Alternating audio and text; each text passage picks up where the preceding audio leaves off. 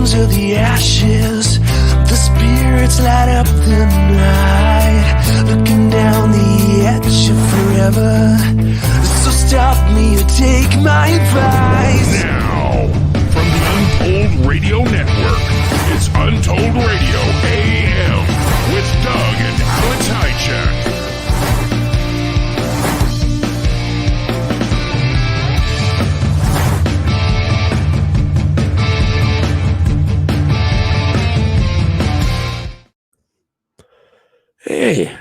Hey, welcome to Untold Radio from your sick dad again. Once again, I caught something. What is up with that? Is this some sort of... Yvette, remember last week I was fighting it off. All week it was like coming and going. Finally, yesterday, bam, nose running, coughing. I'm like, oh man, just a head cold, but I hate it. Absolutely hate it. It sucks. I feel fine. I feel great. So I wasn't going to wimp out on you. Although, if I disappear for a second or two with my camera off, that's because I'm blowing my nose with Kleenexes. Is there some sort of Kleenex conspiracy or something? Yeah, I was. I mentioned that to you a long time ago. I never explained what it was, did I? What is it? Okay, so wait till like the sun is low, coming in like your shades, like when it's low, you can see all the dust going in your house, floating in the air. Mm-hmm. You know, that time of day, like at the end of the day. So, and grab a box of Kleenex and just pull one out, and you'll see just clouds of dust. Well, what happens when you breathe in dust? Yeah, You sneeze, your nose runs. That's the Kleenex conspiracy. So they're making sure you go through the whole box. I've literally had people in my own household refuse to use Kleenexes. Give me a roll of toilet paper because they don't want the blast of dust. Yeah, all that. Try it. If you don't believe me, try it. Get it in the right light, pull one out, and you'll be like, "Whoa, it's a cloud." Even I buy the lotion ones. Yeah. With a lotion, even that, the same thing. Poof. Everywhere, like dandy. It's like a mushroom shooting spores. That's bad. All right, so tonight, I was going to mention, it's episode 177 tonight. It's January 24th, 2024. We just surpassed 6,000 subscribers already by like almost 100. So congrats to all the other great contributors. Congrats to you, Alex. Congrats to all of our listeners, our subs. We really appreciate it. So it'll be hopefully exponential. That's our plan, and grow quicker, right? Yeah. Yeah. Let's do it. To the moon. Which will allow us to even give you better content and so on. So yeah, if you're watching, you haven't subbed, yeah, we'd love it if you just hit the sub button, hit the bell, so you can watch your whatever favorite shows you have. So yesterday night, I got grossed out. Yvette's like, here, look at this TikTok. So I was picking out some clips, right? And I read it, and it's just the one you read. And I'm reading this about a woman who made a 20-foot long feces. And I read that, and I'm like, oh, God. And I just got done eating. And I'm like, really? I cannot unthink that. I wanted to pass that misery on to you guys. Oh my God! Isn't that horrible? Could you imagine? 26 foot. Where do you put it? Huh? Do you keep flushing? I don't ask. Don't think about this. Just quit.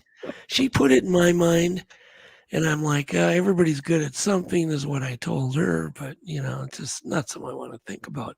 But then you can't get it out of your head, right? Yeah.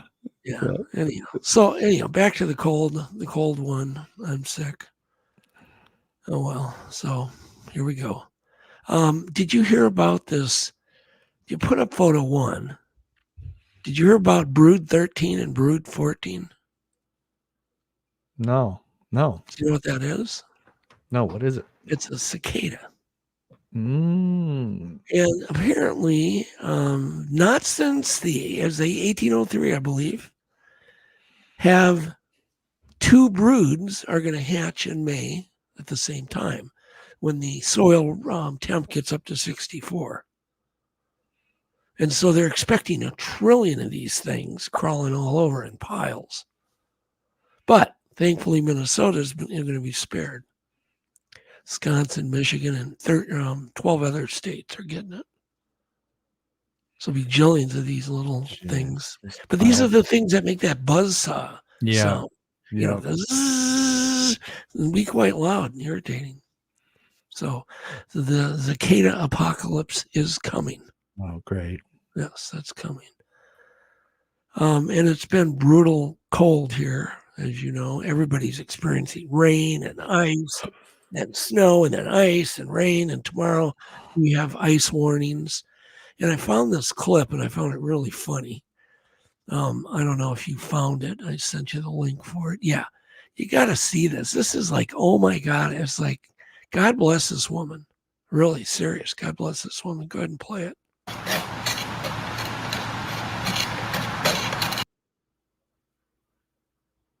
Oh.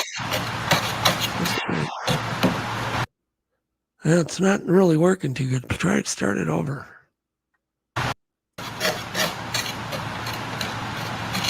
She's kind of going at that a little aggressively. Oh, yeah. You're having problems tonight. There we go. Oh, well, that's enough. But she's just exhausted. Look at this poor lady. Jeez. She's just going at it. Yeah, we can all relate to that, right? Yeah. Yeah. That's the worst about going to your car. You locked up. You're having internet problems tonight. I'm liking it. Oh, beautiful. You better call your internet company. You said you're going to do that. Yeah. Speed test time. And tell everybody in your house, no streaming no videos when I'm on the air. Mm-hmm. Yeah. Okay, so next up, there was a classified briefing by a congressman. And so this is getting kind of weird. So this congressman is actually a woman. Says UFOs, just came right out and said it right in front of reporters. Okay, UFOs may be extra dimensional angels. A congressperson said that in front of reporters. Isn't that crazy? Things are getting weird. Super weird. Yeah. Yeah, you're in slow motion. I don't know what's going on with your thing. It's acting crazy. You like freeze up, then you speed up, then you freeze up, then you speed up. But we can hear you good. Well, that's good. That's all that matters. Yeah. No, keep talking. So anyhow, no. That's coming up. I don't know where'd that come from? I don't know. You're talking about aliens. No, I was talking about extra. You're not even listening to me. I was talking about extra dimensional angels. What the hell does that have to do with anything? I thought you said UFOs. I didn't say anything. No. It was just saying it was shocking that a congressperson is talking in front of reporters saying UFOs might be extra dimensional angels. Yeah. Isn't that a little weird for a congressperson to just blurt that out? It's definitely bizarre. Oh, excuse me. I just broke the golden rule. I couldn't hit the mute button quick enough. All right. So it says here, so this is the article. There's an article on it too. It said the state of U.S. politics is changing. The unidentified objects in the sky are speculated that they might be angels sent by God himself. Jeez. But this is being said by Congress. So that's like, what? I'm not saying it is or isn't. I'm just saying it's just getting shocking. That's all. So I'm not going to read any of this. You can find it. All right. Then, and then to confuse everything even more, now the Pentagon, ex-alien hunter, apparently. Why is there an ex-alien hunter in the Pentagon? Does that make any? And this guy's name is Kirkpatrick. I don't even know who it is. But he said like the strange orb-shaped objects with cubes inside might just be man-made, made by us. or are made by us. Yeah. So anyhow, It's weird. yeah, I think we're going to have you do a reboot or some damn thing. It's really bad. Do you want me? I can do that if you'd like. Are you going to lose me if you do? No. Oh, are you sure? Yes. Why don't you run a commercial quick that we were going to run later? Do it now, and then reboot. All right. Hey, Untold Radio Network fans. Want exclusive perks and to support our channel? Introducing our YouTube membership program with 3 amazing levels. Get loyalty badges that level up to different cryptids the longer you're a supporter. How cool is that? You'll also get access to custom Bigfoot emojis and priority in chat. Upgrade to Backstage Pass for exclusive wallpapers, photos, status updates, discounted books, and merchandise. Go all in with the producer level for everything mentioned plus member shoutouts. Ready for an enhanced experience? Join now, pick your membership level, and let's make this journey even more exciting together.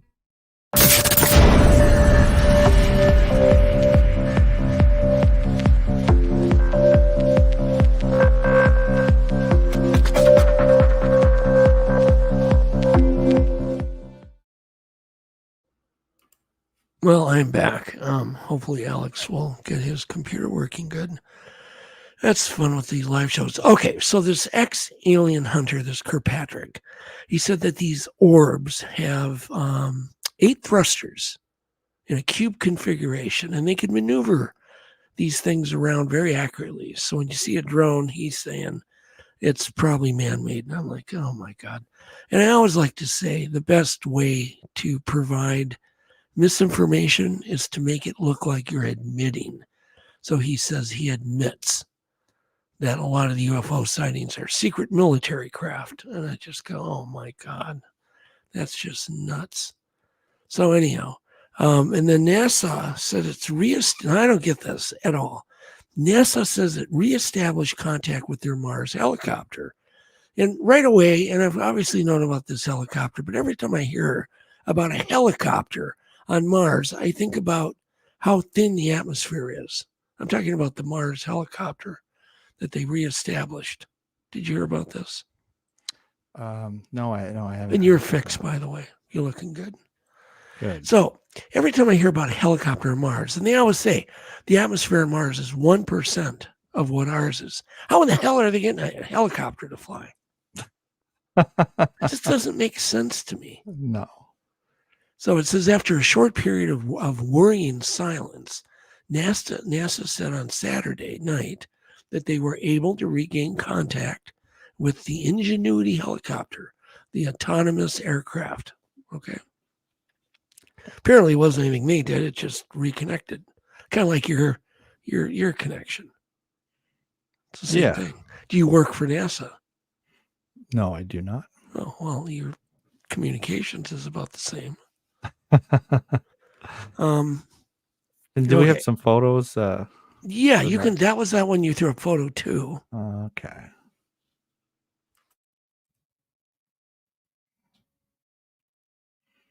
Sorry, I'm coughing again. All right. So they regained communications, between Ingenuity and Earth. And apparently it's going to do its 72nd flight on Mars, right? It's been acting up, blah, blah, blah, blah, blah. But I'm like, how in the hell does a helicopter fly on Mars? Doesn't make sense to me. And you can see it there. Looks like a normal little drone, a little helicopter drone. And apparently, here. So put up photo 3. I want to talk about this too. It's another thing that they're talking about. So they have this Mars plane that they're building. So I'm like, once again, if there's only 1% of the atmosphere of Earth on Mars, how in the hell are you going to get a plane to fly? And those wings look pretty damn thin. So that's what I'm saying. It's like, what the hell? That's such a weird design. It is. But, it's cool. Yeah, it would really be great if it works. But literally, Mars' atmosphere is about 1% as thick as ours, but it's 95% nitrogen, 2.85% argon. There's some water vapor on Mars. There's a bitty bit of oxygen, carbon monoxide, hydrogen. There's some noble gases. Do you know what those are? Noble gases. Yeah, Do like you remember that hydrogen. from school? You I learned it in school. Yeah, They yeah, I are did. they are the inert gases that are colorless, odorless, right? Things that are not flammable, or they're just kind of inert. Yeah, like helium. Yeah, like helium, exactly. It's an inert gas. Yeah. But anyhow, so it seems weird. Then the double wings, I'm just like, why don't they just make the wing wider? I don't Right. know. I look at that and I go, what? Are we back to 1912 in airplanes? Did they hire Orville and Wilbur Wright to design this damn thing? It just doesn't. I don't know. It doesn't make sense. So do you remember some of the other noble gases by any chance? I don't know, like You did say radon, helium. radon, neon. Yeah, radon, argon, neon, yeah, xenon. Yeah, anyhow, those are the noble gases. So enough of that crap. So, all right, we got planes flying around where there's no atmosphere. It makes perfect sense to me. Perfect sense. Look at you. You're just smiling. Not laughing, just smiling. All right. I was gonna do, I'm getting deja vu on this, and I hope I didn't already do this once. But I want to do trivia. Okay. And I want to do it on bikes. Because there's some really weird trivia on bikes. But I swear to God I did it. I had deja vu when I was doing this. Well, we'll know if I get them all right. No. Go ahead. Let's get into just some quick Untold trivia.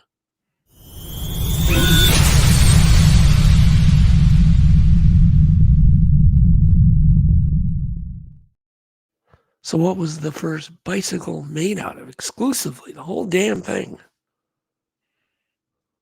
Probably what everything was made out of. What? Wood. Yeah, it was wood. The whole damn bike was wood. There were several thousand of them built and used too. Can you imagine the ride? Doesn't sound comfortable. Yeah, and apparently there were a lot of accidents. Could you imagine how slippery those wheels were?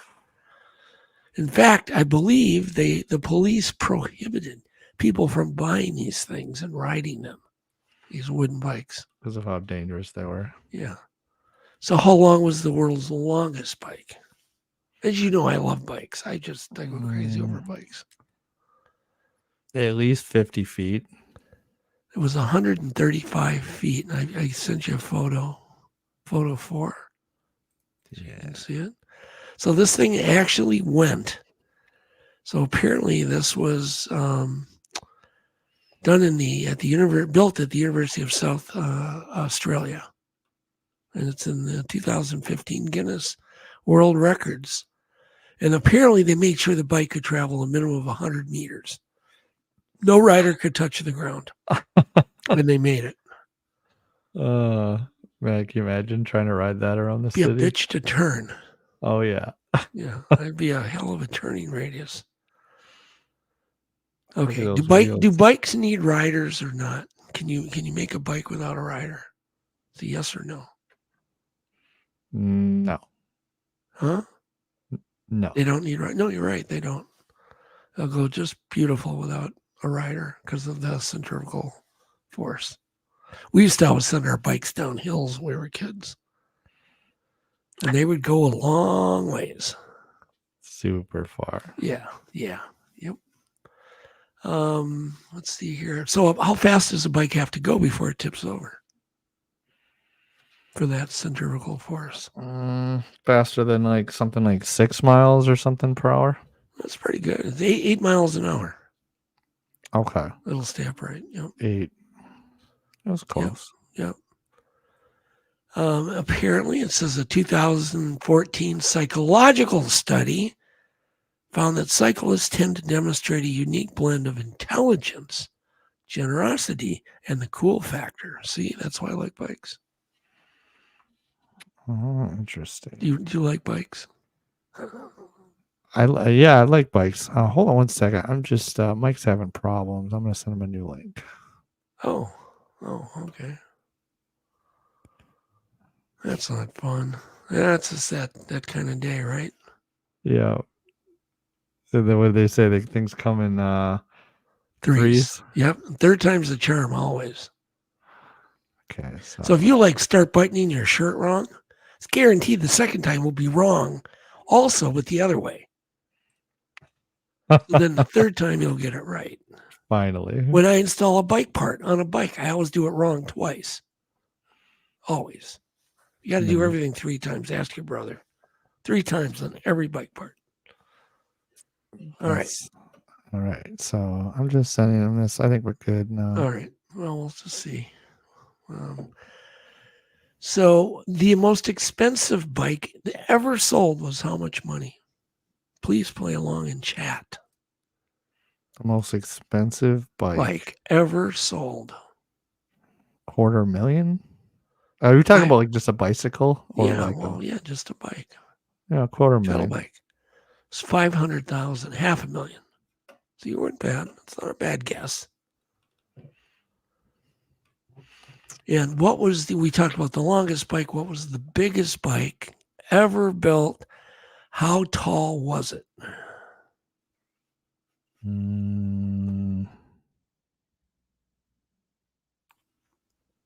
How tall was the biggest bike ever built? Come on. 20 feet. No, it's 10 feet. You overshot. 10 feet? Yeah, throw up photo 5. This guy could pedal this thing. There you go. That's it? Come on. That's what you do when you have way too much time on your hands. Apparently it was built by Didi something. I can't pronounce it. Anyhow, it was in Germany. Cycling is how much quicker than walking? If you got to go from point A to point B, how much quicker is it? How much quicker are you going to get there? Like 4 or 5 times faster? Only says 3 times faster, which I call BS on, but whatever. Yeah, I thought I was guessing low. Yeah, it's 3 times faster than, for the same amount of energy. It's 3. Oh, for the same energy. Gotcha. Now it makes more sense. See, I should finish reading my own trivia. So when was the first bike sketch made to build a bike? What was the year that the first bike sketch was made? And it was a pupil of somebody very, very famous. Go ahead. Come on, Alex. First gut instinct. 1200. That's not bad. You're going back a little too far, but it was 1500 AD. So, and it was a student of Leonardo da Vinci who drew it up. But it's debated as a fraud drawing. So we don't really know. Really? It's just debated.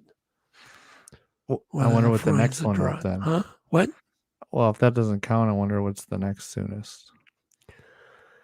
Apparently there was a bike designed in 1818, and that was the first commercially successful, unlike the all wood bike, which didn't work out too well. It was 2-wheeled, steerable, human propelled machine, and they called it the Velocipede. It wasn't called the bike. Okay. So there you go.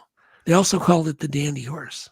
The dandy horse. Yeah, put up photo 6. That'll be the dandy horse. It's pretty cool. Photo 6, if you have it. There we go. There's the dandy horse. How'd you like one of them parked in your garage? But it looks like it's got some kind of rubber bonded to the wheel. Well, there you go. Isn't that crazy? God, I couldn't imagine riding something like that. Oh, I know. Yep. I'm just gonna shoot him. Is he still not getting on? Yeah, which is weird because you did a big test with him and everything. Yeah. Maybe he should reboot his, I don't know, computer like you had to. Alex? Yeah. I'll have him. Tell him to do a reboot. That stuff can happen. Okay, so I'm gonna send it to his email. I hope he's and yeah. Like I said, we'll be fine. He was on for a test about an hour ago. Yeah. Sorry, We'll be good. everybody. Things come in threes. What else is gonna go wrong? Okay. All right. Can you focus? Are you done? One second here. All So I guess. So in 1866 in Europe, they built a bike that was called the Bone Shaker. I don't know why they called it the Bone Shaker, but probably had all steel wheels. It's photo 7 if you want to throw a sketch up of the Bone Shaker. There it is. Doesn't look too fun. No. That was pretty big wheeled. And then they throw up photo 8. And this one you can tell me how big you think this wheel was.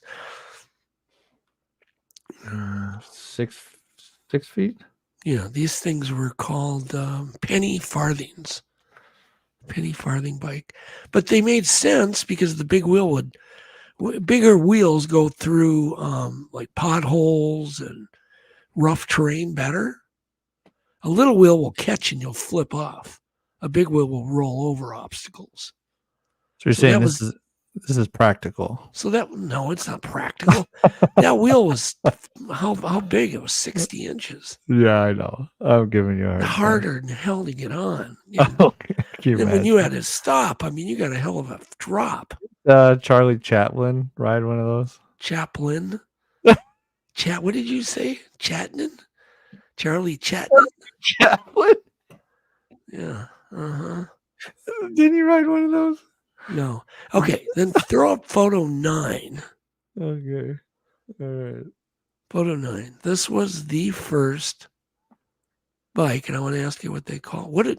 It's the first prelude to the modern bike, right? It's got all the things. It's got a chain and sprocket down below and a seat and some kind of weird suspension there. But what did they call these? Do you want to take a guess? You have no idea? That was the cruiser? No, they called it the safety bike. So apparently there was so much death and destruction, all these previous models. This was the answer. And it's obviously carried on through today. Yeah. I mean, bikes have not changed that much. No. And that was like in 1910. And then bike use just dropped off. It really went nuts in Europe, but then here in the U.S. it just dropped to nothing. Bikes were just considered some like toy. And then they were all super popular again for kids. And then no adults would be seen dead riding a bike. Literally, there was a period even in the U.S. that adults just wouldn't ride them. That's weird. Yeah, like in the 40s and stuff. Nobody wanted to ride those. They were just considered, they were made for kids. And then in the 80s, everything went nuts again for adults. And it's kind of stayed that way. Yeah. The biggest bike manufacturer ever, selling 1 million cycles in 1986, was called the Flying Pigeon. That was the name of the company. Oh, okay. You gotta deal with Mike again. Yeah, I think I know what happened. I apologize. You sent him the wrong link, didn't you? No, he's using the wrong browser. Oh, it's got to be Chrome, doesn't it? Yeah. So let's see.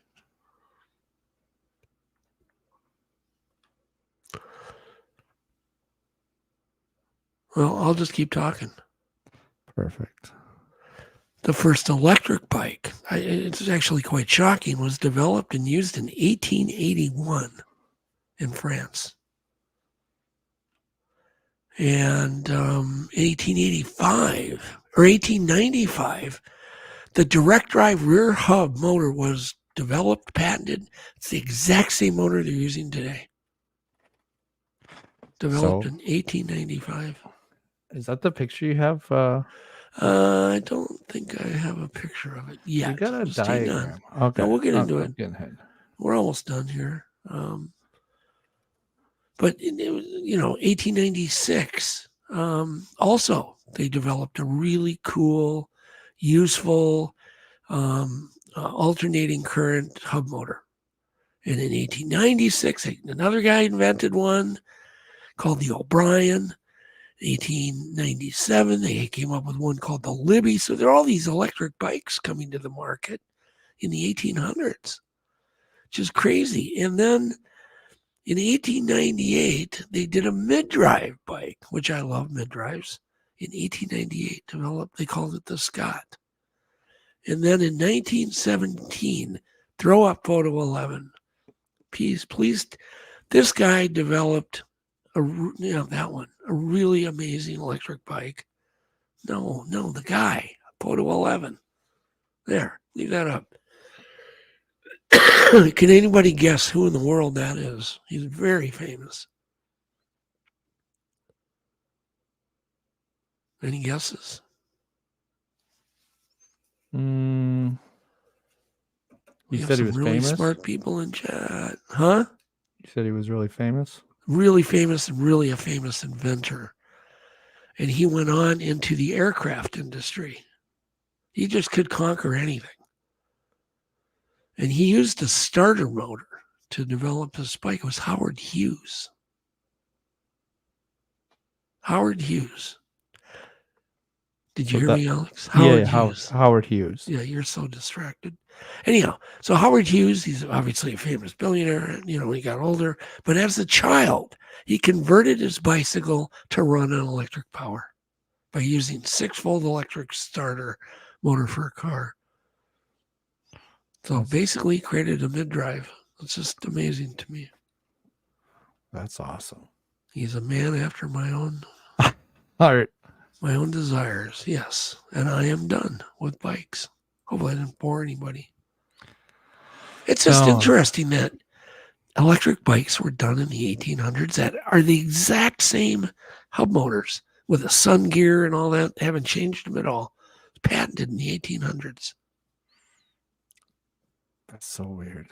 How's Mike doing? He's I told him what to do. We should be fine. The keyword should. Yeah, so do you want to go to Doug's clips here? Yeah, let's do my clips. I have 6 of them. I don't have 10.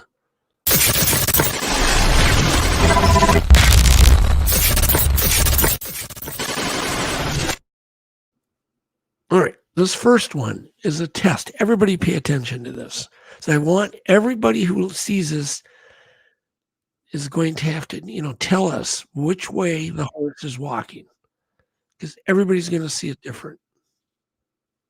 So when you play this clip, just put down in the comments, whether it's the comments or the chat, just which way is this horse walking. Just play it. The horse walking. This is a crazy optical illusion in which you can see the horse walking forwards or backwards. Which way do you see it walking, Alex? Look at it. It actually Backwards. determines me if too. you're left-brained or right-brained. So the vast majority of people, like 90+% of people, see the horse walking forward. If you see it walking backward, then you're very unique. Which way do you see the horse walking? We're Only both unique. 1% of people. Okay, stop it there. Start it over again. I don't care about this shit. Stuff. Crap. Play it. Start from the beginning. Which way do you see the horse? So everybody sees it backwards. Okay, that's what I thought. In which you can see the horse walking. Because I tried to see it walking forward. There was no way. So this basically is false information. So there the you go. vast majority of people, We're all we all got a compliment because we're all like really unique or whatever. But yet every single person in chat saw it walking backwards. So we just got, see, you got to be careful. We got bamboozled. Got bamboozled. Special. Ain't nothing special about any of us. That's what but I couldn't test that alone. I tried the hardest, I spent a good 2 minutes scanning. Nope, I can't see it walking forward. All right, clip 2. Sounded good. This is just insane. This thing you can play it. That's fine. Okay. This thing takes chunks out of this 1-inch steel plate. It just cuts right there like it's not even there. Just chunk, bite. That was amazing. There goes the border wall. Anyhow, I don't know what that's called. Can you imagine? He's cutting a guy's car in two while he's in the Ouch. he's in the bakery getting a cup of coffee, and he comes out and his car is chopped in two. You could do it with that thing. All right. Clip 3. Sound is good. Tall, I have this rule. Don't get on anything without brakes. If it doesn't have brakes on it, I don't care what it is. Do not get in it. Do not put it on you. Do not ride it. That includes even water skiing. Just don't do it. There's no brakes. Okay. And I also have another rule, and that is I don't want tall, giant trees next to my house. I love to see them in the forest, just 300 feet away. Go ahead and play it.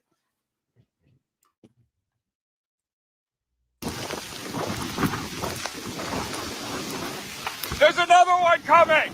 Get the hell out of there! Oh! Oh my God.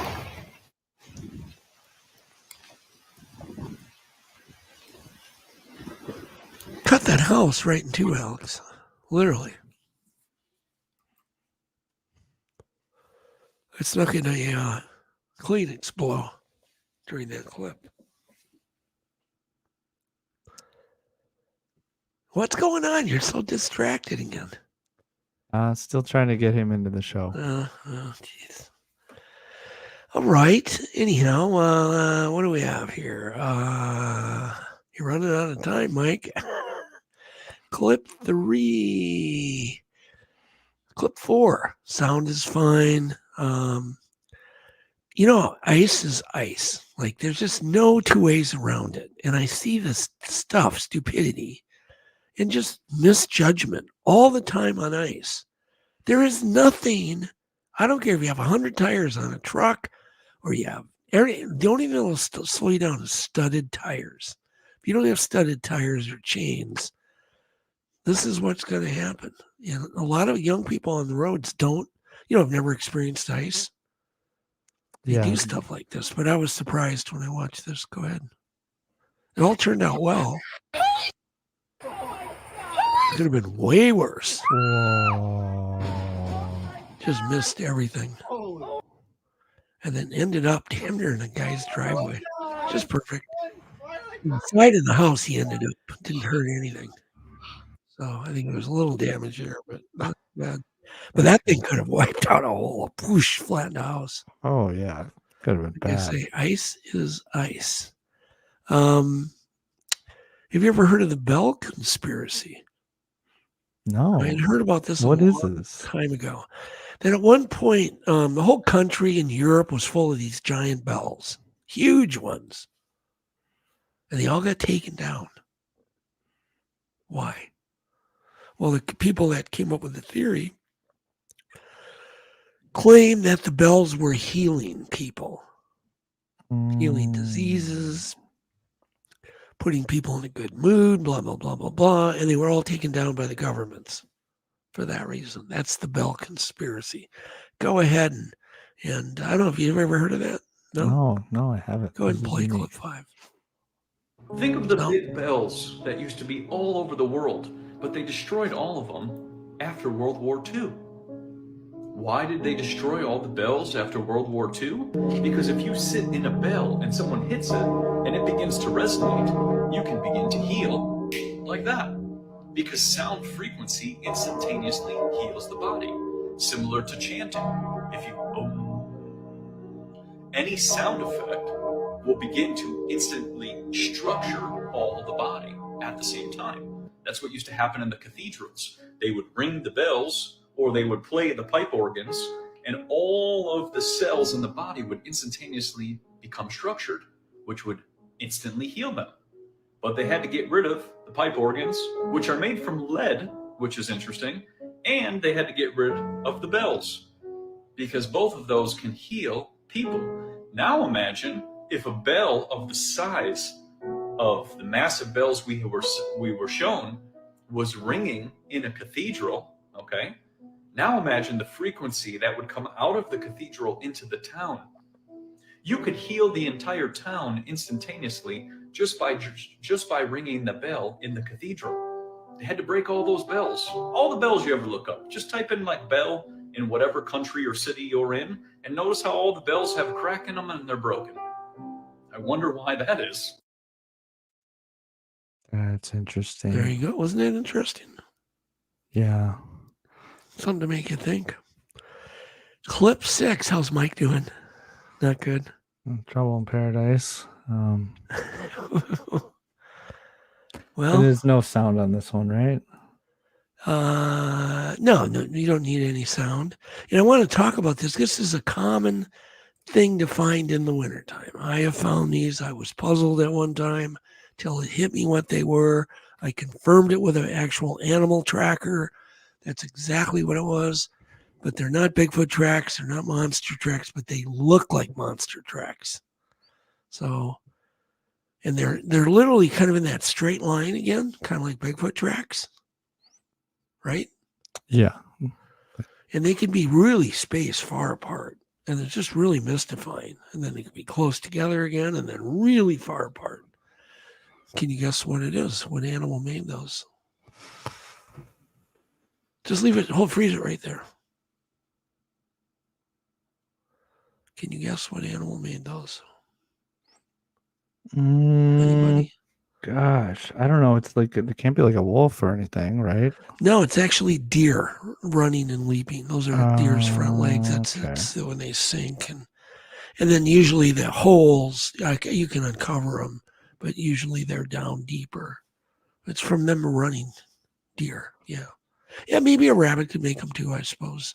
But these are pretty big. Generally, they're deer. When you see a rabbit, I don't think a rabbit can leap. I've seen them as far as 20 feet apart. And they have those two things out front. And so they're deer. Anyhow, not a monster. All right. So now, what do you want to do with Mike? Okay. This looks to be new. I think I know exactly what's going on. All right. Well, just stand by, everybody. Yeah. We'll get him on. I know what's going on.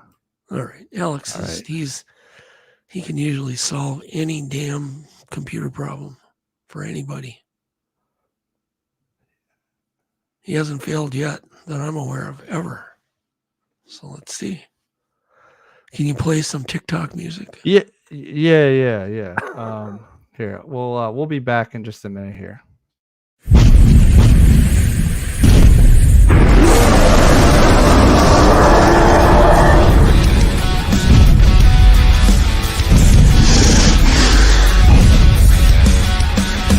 Hello, once again, to everybody out there in Untold Radio Land. This is Brendan Brown, host of the fastest 30 minutes in the cryptid world, This Week in Bigfoot. Here's what we got coming up on this Sunday show for episode 43. N.K. Davis and Todd Gatewood make the podcast rounds, doubling down once again on their bold PG film enhancement. And so once again, we will dig into what they say and try to separate fact from fiction for you. Mike Bleuler takes a look at the recent Bigfoot photos surfacing out of Sedona and breaks it down like only he can. And the boss himself, Doug Hajicek, calls in with an exclusive Legend Meets Science 2 update. These stories and a whole lot more this Sunday night at 6:15 on the next This Week in Bigfoot, only on CARC Universal. You better be there.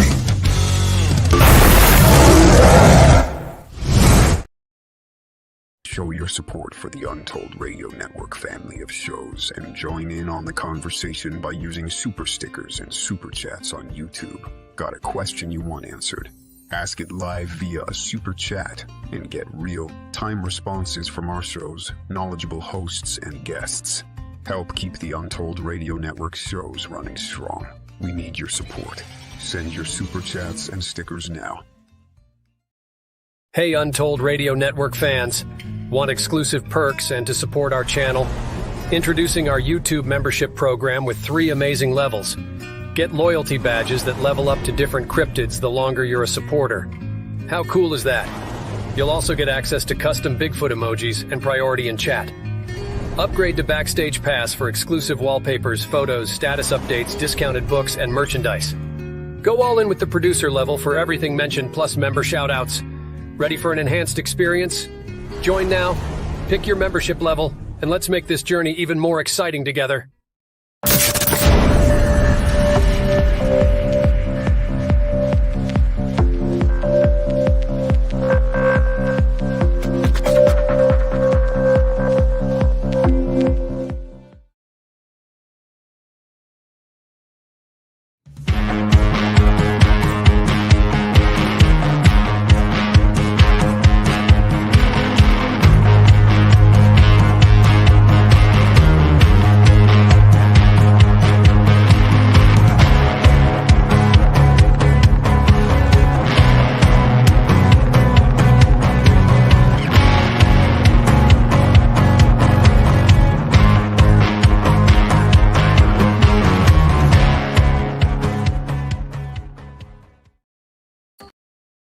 Hangar One Publishing. Books that explore the unknown. They're after my story. Legends leap off the pages of our books. You think you're the only one? They're under my tail, too. From UFOs to cryptids, Bigfoot and beyond. Who's behind all this? Hangar One Publishing, where every legend is revealed. It's Hangar One Publishing. They're unraveling all of our mysteries. Dive in, real videos, sights and sounds with our immersive book technology. I guess their secrets are out now. But in the best possible way. From Bigfoot tracks to galactic trails, we cover it all. We should get out of here before it's too late. You're right, let's plan. Escaping reality? Dive into ours. Hangar One Publishing, revealing the universe's best-kept secrets, one book at a time.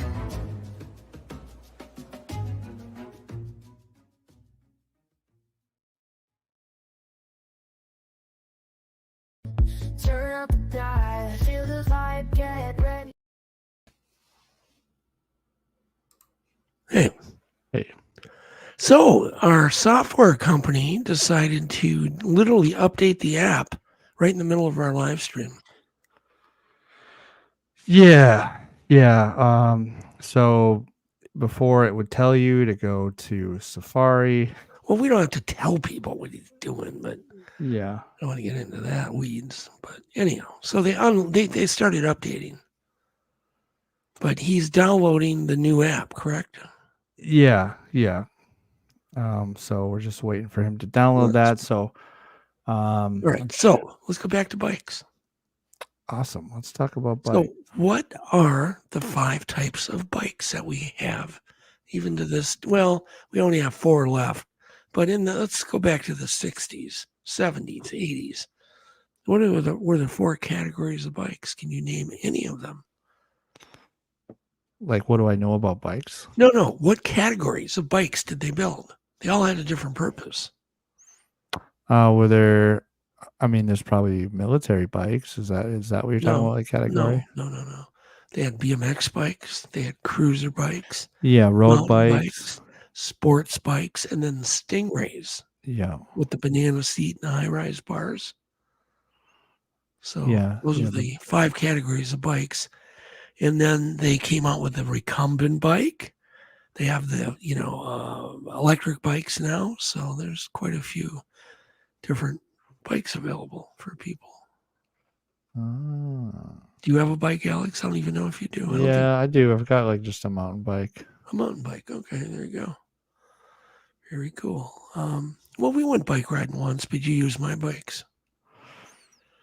So bikes were used in what war? They were used and helped us win the war. Bikes. Was it World War II? Yes. They were called bomber bikes, and they were used in World War II. And they were parachuted down, basically guys on, troops on bikes, where they folded out or whatever. Pretty cool. Yeah, bikes are awesome. You've got a bunch of cool bikes. Yeah. I still enjoy building them. I've slowed down though. I've kind of switched to motorcycle restoration. That's my new thing. That's my new hobby. You're working on a bike right now. Yeah, it's almost done. It's close. And then I can give a little bit of an update too on Legend Meets Science, just a bit. I'm working right now very, very hard trying to get information on a bunch of new scientific things. There's 2 new categories I've recently discovered, and they're things that can shed light on Bigfoot hair. That's never been talked about, whatever, because there's so much new technology now. So working on that. Also, I have found, I don't know, in the end, they might, bow out, but they are studying and looking at Bigfoot fingerprints right now. 2 different forensic people that are highly trained, highly good at fingerprints. And all I want to know, really, I mean, to me, the ultimate conclusion are, yes, they can't be faked, and two, they're not human. Perfect. I mean, they're never going to be able to say, oh, they're a Bigfoot. But it still would be nice to get an expert opinion where they leave the door open that this is Well, something. that's not even the door open. If they say they are not human, that's, Yeah. I mean, what else could do it? Yeah, I exactly. mean, it wouldn't be a A bear, it Bigfoot. wouldn't be a raccoon. I mean, No. they're huge. So it's more proof. Yeah. Oh, yeah. You know, and I've provided both of them with over 100 really good photos. In fact, I think next week we have one of the photographers on and one of the people that have collected all these. How's Mike doing? Any update? Yeah, I'm waiting for his text to come through. Let's see. Poor Mike. That's not fun. That happened to me. Okay. He said, okay, they've got bad weather. Oh, no. Looks like the towers are out. Well, now you know I sometimes book more than one guest when it comes to, you know, guests, because people don't do a lot of podcasts. I don't think Mike's ever done a podcast, ever. Crap can happen. Is there anybody in chat that would like to be a fill-in guest, if not two people? We have some witnesses in chat that want to come on. Yeah, that would be great. Can be anybody. I can get 3 of yous on. So let's see some volunteers. Yeah, who would like to come on? Because people are there because usually they've had some experience. Of course, absolutely. Come on for 15 minutes if you want and bow out. Come on, guys. Come on. Who's gonna come on? John, are you around? You want to come on? No, I want witnesses. People have never been on.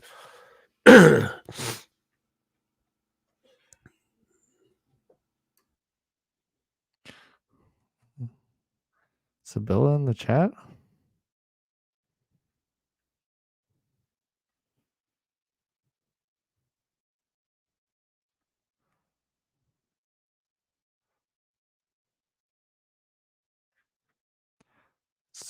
Sibylla, are you out there? I can send you an invite to join. It'd be great to have you on. Oh, you're muted, Dad. I'm looking for new people that have never been on, just witnesses tonight. Okay. Well, Yeah. if anyone wants to raise their hand, I'd love that'd to be have great. Sybil on, but that's a whole nother show. If we have to, we can. Yeah, we can. I mean, we can get some people, but I thought I'm looking for some new witnesses that want to tell their story. Free for all.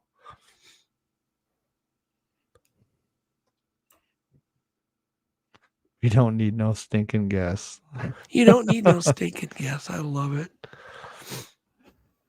Yeah, I probably can tell a few stories or two. Oh my God. Right? You've got all kinds of stories. You've got your own stories. You've got all these other witness stories. I mean, yeah, I know, but we talk about legend. I got the worst case of brain fog I've ever had. So Mike's is no way. No, it's not happening. No, not unless he gets internet in the next. So he doesn't have any internet either now. Yeah, so it was a two-pronged thing. One, they just updated how people get on. Yeah. And two, his internet went out. Oh no. He That's just got crazy. Yeah. That's crazy. Yeah, bad weather. People are having bad weather. Tell us about Alex as a kid. Oh, please don't. Not much to tell. He was just really good. Right? This is no good story. The only kid you could ever imagine. Never once I'd ever tell him to do anything. He just did it. Never got in mischief. Never was mean. Man, what a boring kid. Yeah. Oh, yeah. Extremely. Just sweet. I always said, yes, sir. Instead of asking you to do something, he'd just look at you with those puppy dog eyes. And I'd say, you want to go do something? He'd nod his head. That was Alex. All right. So no, not one person wants to come on and tell their Squatch and Holler. I could come on for a little bit. Good. Let's go. Okay. Get him the link. All right, Squatch and David Ellis. If Sibylla wants to come on, let's get him on. Can Let's you get some people on. send me your email, Squatch and Holler, or phone number if it's going to be on your phone, or you could even send me an invite on Facebook. I'll check right now. And so all you have to do is click the link and you're on. It's pretty easy. Okay.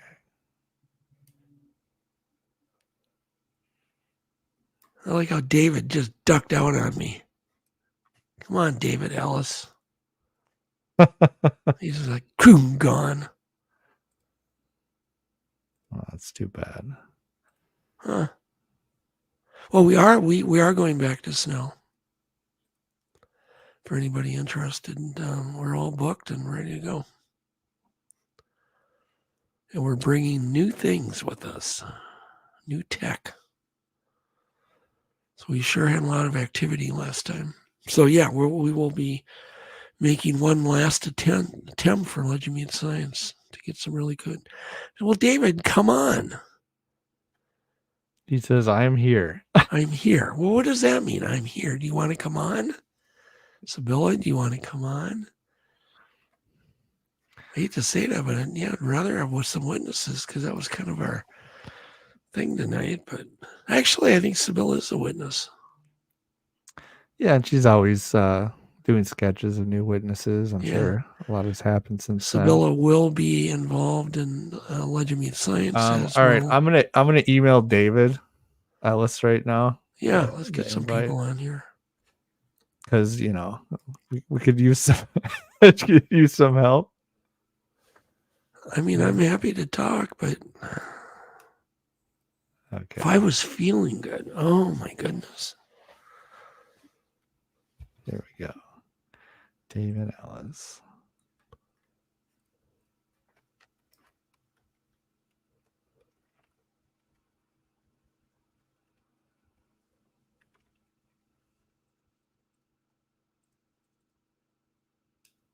Yeah, no. Alex is so quiet. Sorry, I'm not a very good multitasker. I sent you a link, David. Let me know if you didn't get it. Yeah, we can talk about your new book. Okay, Sibylla, I will send you a link on Facebook. I believe that's the easiest way to get a hold of you. Yeah. Let's see. Yeah. All right. Tristan, if you want to come on, you can come on. No doubt you've got some new material. Sent you a link. Sibylla on your Facebook Messenger. Sent you a link, David, your email. No pressure, people. No pressure. Oh, here we go. The savior. We have a guest. Link. Sibylla on your Facebook Messenger. Sent you a David. link, David, your email. Oh, no. Oh, no, we're David, getting... put headphones on. Let's see. That could make the show any worse. What the hell is that? Put some headphones on, David. Headphones. Sibylla on your Facebook. Oh, he's getting That's like them. a- He's that's like getting a- them. Sibylla, please come on too. That's like an hour delay on David. What's with everybody's just terrible internet connection? I've heard the U.S. has some of the worst. This is high-speed internet. 2024. It doesn't make any sense to me. Everybody should have high-speed internet by now. Yeah. Hey, you got the headphones on. I do. Now let's see. I think I have to turn you off now, don't I? Yeah, you got to turn the podcast off. You're in the. He doesn't know what's no, going on. no. Probably turned the wrong one off. Oh my god. Hey, remember I said things come in threes? Yeah. Oh yeah. This show's going down in the book of comedy. Sibylla, please. We need all the backup. And Mike, we will have you on again, but we're going to get like 12 other people booked before, and then you can join 12 other people. So we're covered. That's our second try at Mike. Yeah. Yeah, that was number 2. It was so sad too because he did an awesome sound check. He looked great. He sounded good. Oh, here we go. Hello. David disappeared, and then we got Sibylla. David was here for 2 words, and then just blink gone.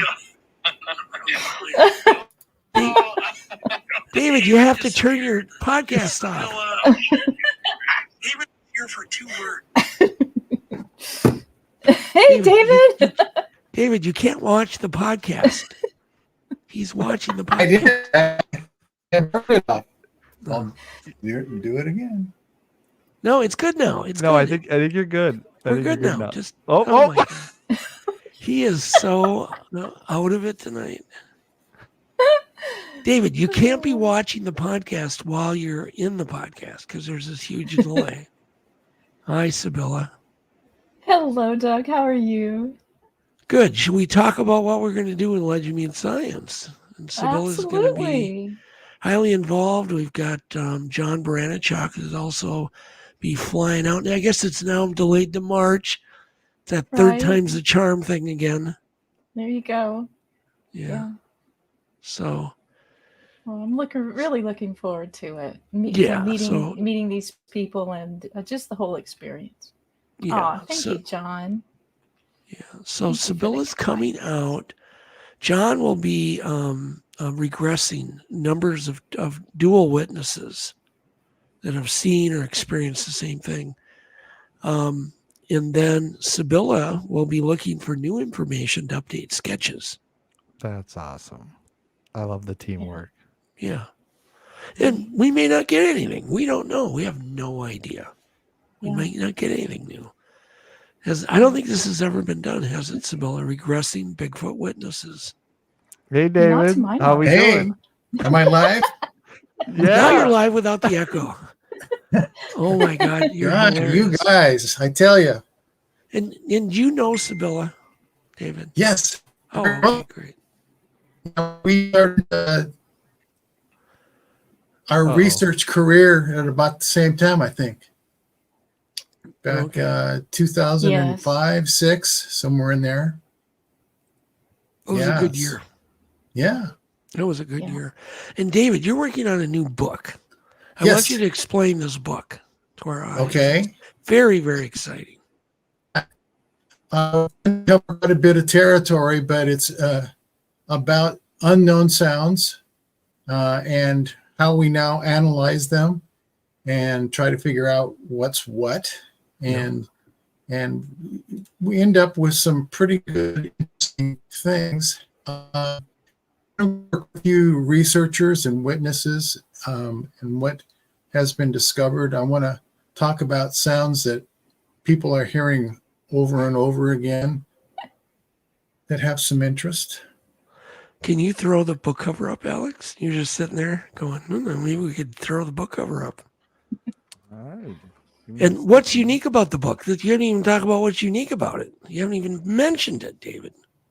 IBT, immersive book technology. Yeah, we're going to have you be able to see the sounds in a spectrogram and listen to the sounds in the print book. There we go. Yeah. That is so cool. Yes. This is why audio is now becoming important, where it was kind of just passed off because you couldn't really glean too much from people's descriptions. So now more and more people are trying to capture sounds, and those sounds come filtering across my desk as well as other people throughout North America, and I've got quite a pipeline of people. I've got between all of us, over 8,500 cuts or Wow. clips. Wow. Yeah. Yeah. John So- says he sees the sounds. Yeah. That's correct. That's what I claim. Because I'm looking at a spectrogram and it becomes a voice print or a sound print, and Yep. every Yep. animal has their characteristics, so you can tell a barred owl from something that's suspicious. So it's like a sound signature. Yes, exactly. Okay, now we're gonna combine the two of you, Sibylla and David, now by the next question to Sibylla. Sibylla, you obviously have heard lots of Bigfoot sounds in the forest, correct? I'm That's assuming true. this. No, that's very Because true. You lived alone. I mean, you were hired to go live alone in the forest at a hotspot area, correct? Well, I lived for 5 years at a location that had a 25, 30-year history of Bigfoot interaction in Crittenden, Crittenden, Kentucky. Okay. So interestingly enough, they didn't really vocalize a lot there. Most of the vocalizations I've heard have been in the field, like on expeditions and private expeditions and working with families and stuff like that. So I've heard. Sibylla, did they do wood knocks? Yes, they did. Like when I would walk out the back door, to go down to the berm to put food down there, they would quite often do an acknowledgement knock.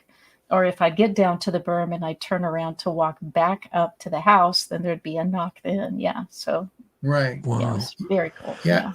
Well, that seems to be a fairly common trait. If an area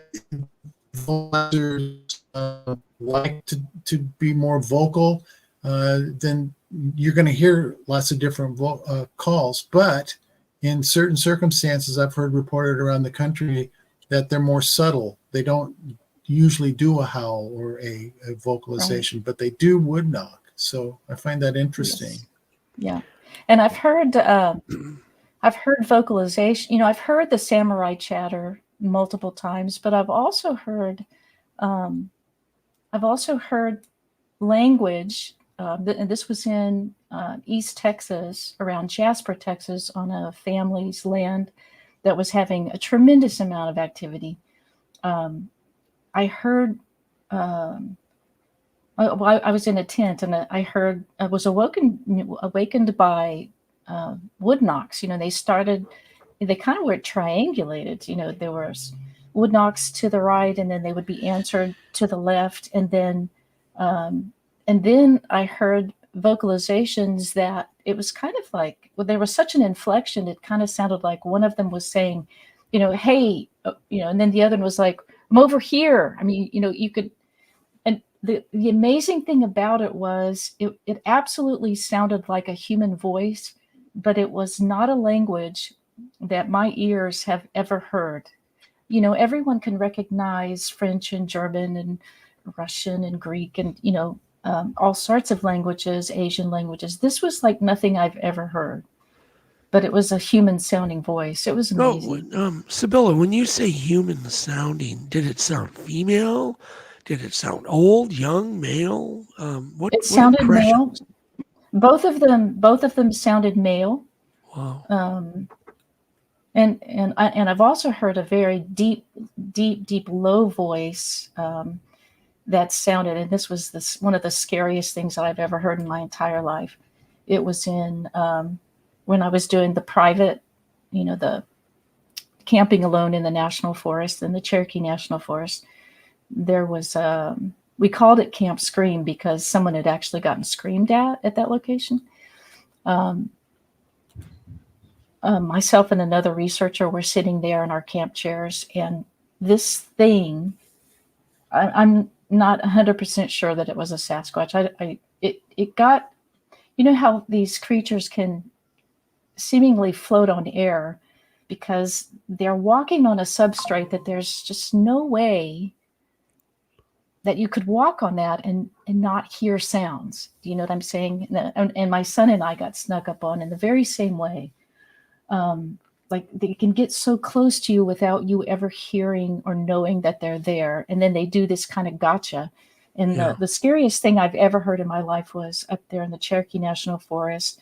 We were sitting in front of a camper, and all of a sudden, from about maybe 30 feet away, there was a voice that was so deep, and it sounded like backwards talking. It was literally the most terrifying thing I've ever heard, and almost like demonic. But the resonance and the deepness of this voice was, and I was like a rabbit in the headlights. Like literally, if that thing had been coming at us, I was frozen in my chair, and I've never experienced that in my life. It was just one of the most terrifying things I've ever experienced. Just the sound of that. It was, I mean, it kind of gets my heart racing just now thinking about it. It was terrifying. Have you heard what sounds like backwards kind of talking, David, doing? Oh, and yeah. Hey guys, can you hear Mike? No. Hey guys. I can. Hey, Mike. Hey, Mike.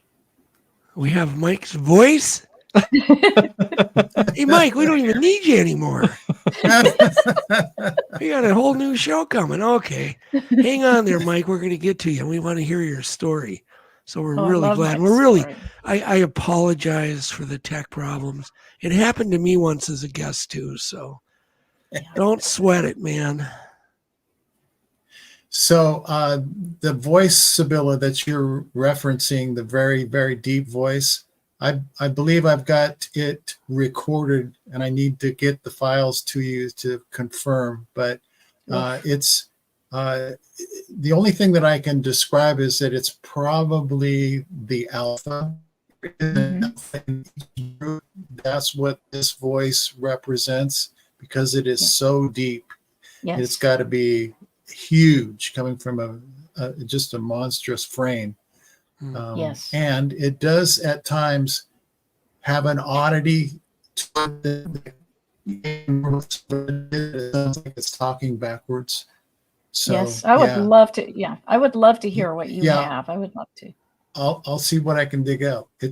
I need to have that voice in the book anyway, so I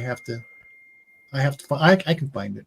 Okay, a couple questions, David. One, are you going to have known animals in the book also, so people can do comparatives? Yes. Okay. All right. So are you going to have a certain number? Is there a number of these sounds you're shooting for? I mean, are you going to have 1,000 in there? Are you going to have 200, 150? What's going to be in the book? I think it'll probably be 100. Couldn't hear you. Say it again. At least a couple hundred, I believe. Okay. Yeah, somewhere in that range. That's substantial. Yeah. And I would imagine that I'm going to be pressuring you to do volume 2, volume 3, volume 4. Probably. Yeah. Because I'm finding that it's I could do this forever. I'm interviewing people. I just did a good interview today. That was a lot of fun. One of the things that I talked to you last week about that Say it again, David. You're cutting out.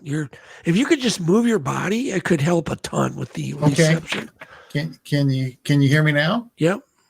Okay.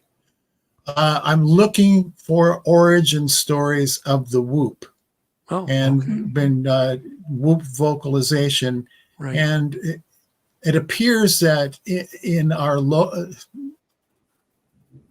recent investigation grouping, you can't hear me?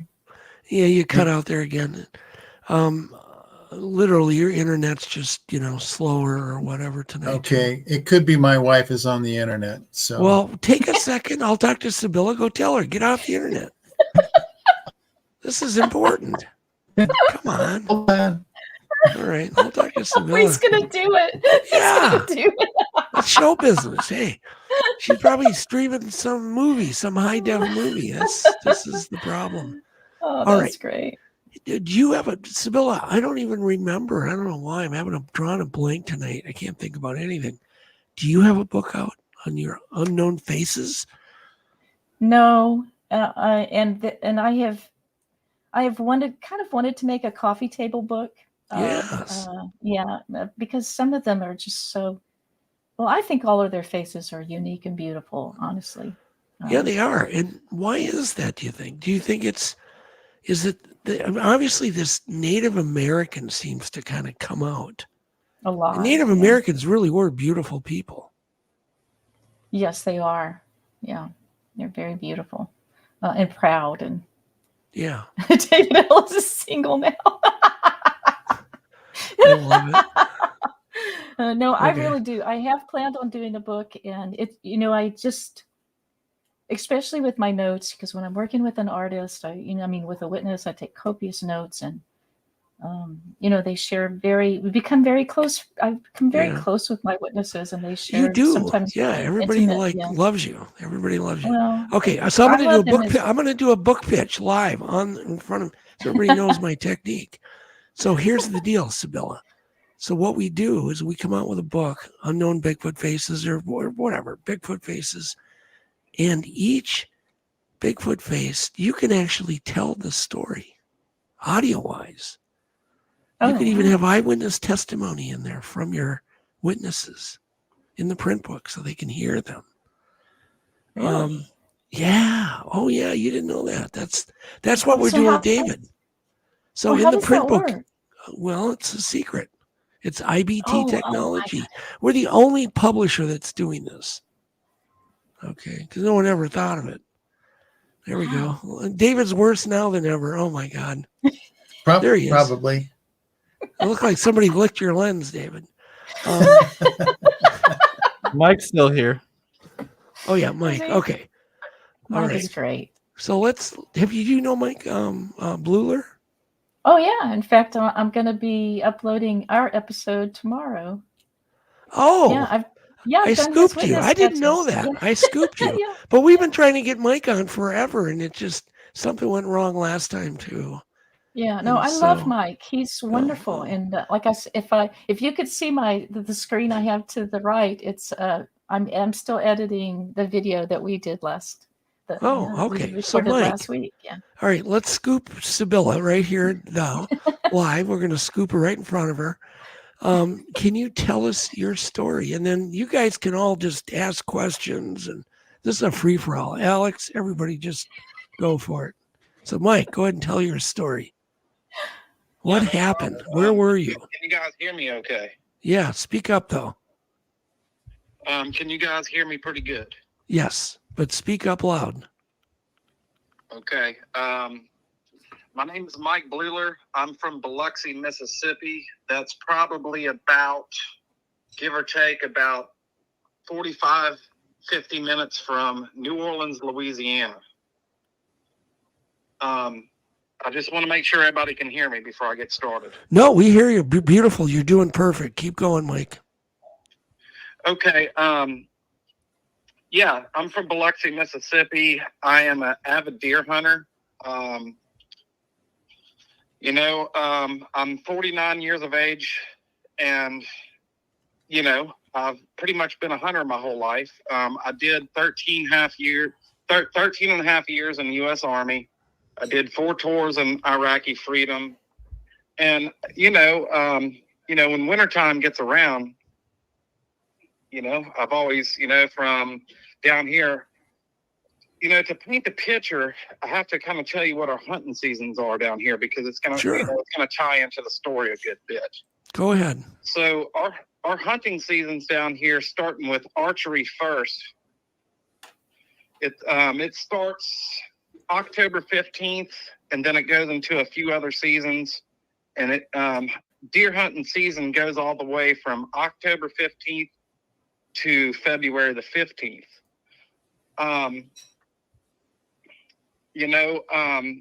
We have 2 dog hunting seasons down here. And when I say, for your group of people that's in the chat, they're thinking, are you hunting dogs? No, you're not hunting dogs. Down here in the South, they use dogs to hunt deer. Like, they'll circle off, a couple hundred acres, and they'll drive dogs. And, whatever comes out, they shoot. It's kind of like lawless a little bit. Never been a big fan of that or anything like that. And, you know, I tried it a couple times when I was young. Wasn't very interested in that or anything. So when them seasons would come around, I would always go to a WMA, you know, like a wildlife management area, because they can't do that in there. You know, it's still hunting only. Game wardens take care of it very good, you know, stuff like that. And that year for me was a little slow. You know, I didn't do any archery hunting that year. You know, I had stuff going on. I didn't start hunting that year until, you know, later in the year. And it was the second dog season. It was actually it was December the 16th of 2020. And you know, the name of my channel is called Red Creek Mafia. That is because, you know, that's actually named after a WMA area, you know, Red Creek Management Area. It was really cold. I can remember it was cold going up there. You know, it was, you know, mid-30s, which is cold down here in South Mississippi. And I went about an hour and a half north of where I live to go hunt a certain spot that I used to always hunt. And, you know, it usually took me about an, you know, hour and 10 minutes, hour and 15 minutes to get up there. And I went to Leaf River Management Area, which was actually 2 counties ahead of, you know, where I live. I live in Harrison County. You have Stone County, and then you have Perry County. So this WMA that I went to was in Perry County. And I used to love to go up there. You know, my dad used to take me up there all the time, you know, when I was little and, you know, young teen, stuff like that. And it's just really pristine out there. You know, the game wardens take care of it really good. There's a lot of planted stuff everywhere. There's no, you know, you get in a WMA up here, you know, you know, if you're an outlaw, you have to watch it. You know, like if you're a felon or anything like that and you have a gun, you're going down, you know, that kind of stuff. They're really strict up there, and always, you know, I like that. You know, I can go to a place and I don't have to worry about nothing, you know. So I went up there, and there was this particular spot that I used to love to hunt.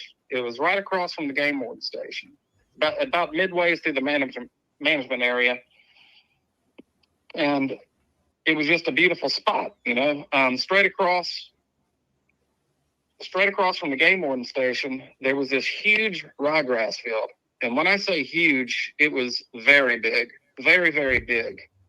We're talking 200 yards wide and about 1,000 yards long.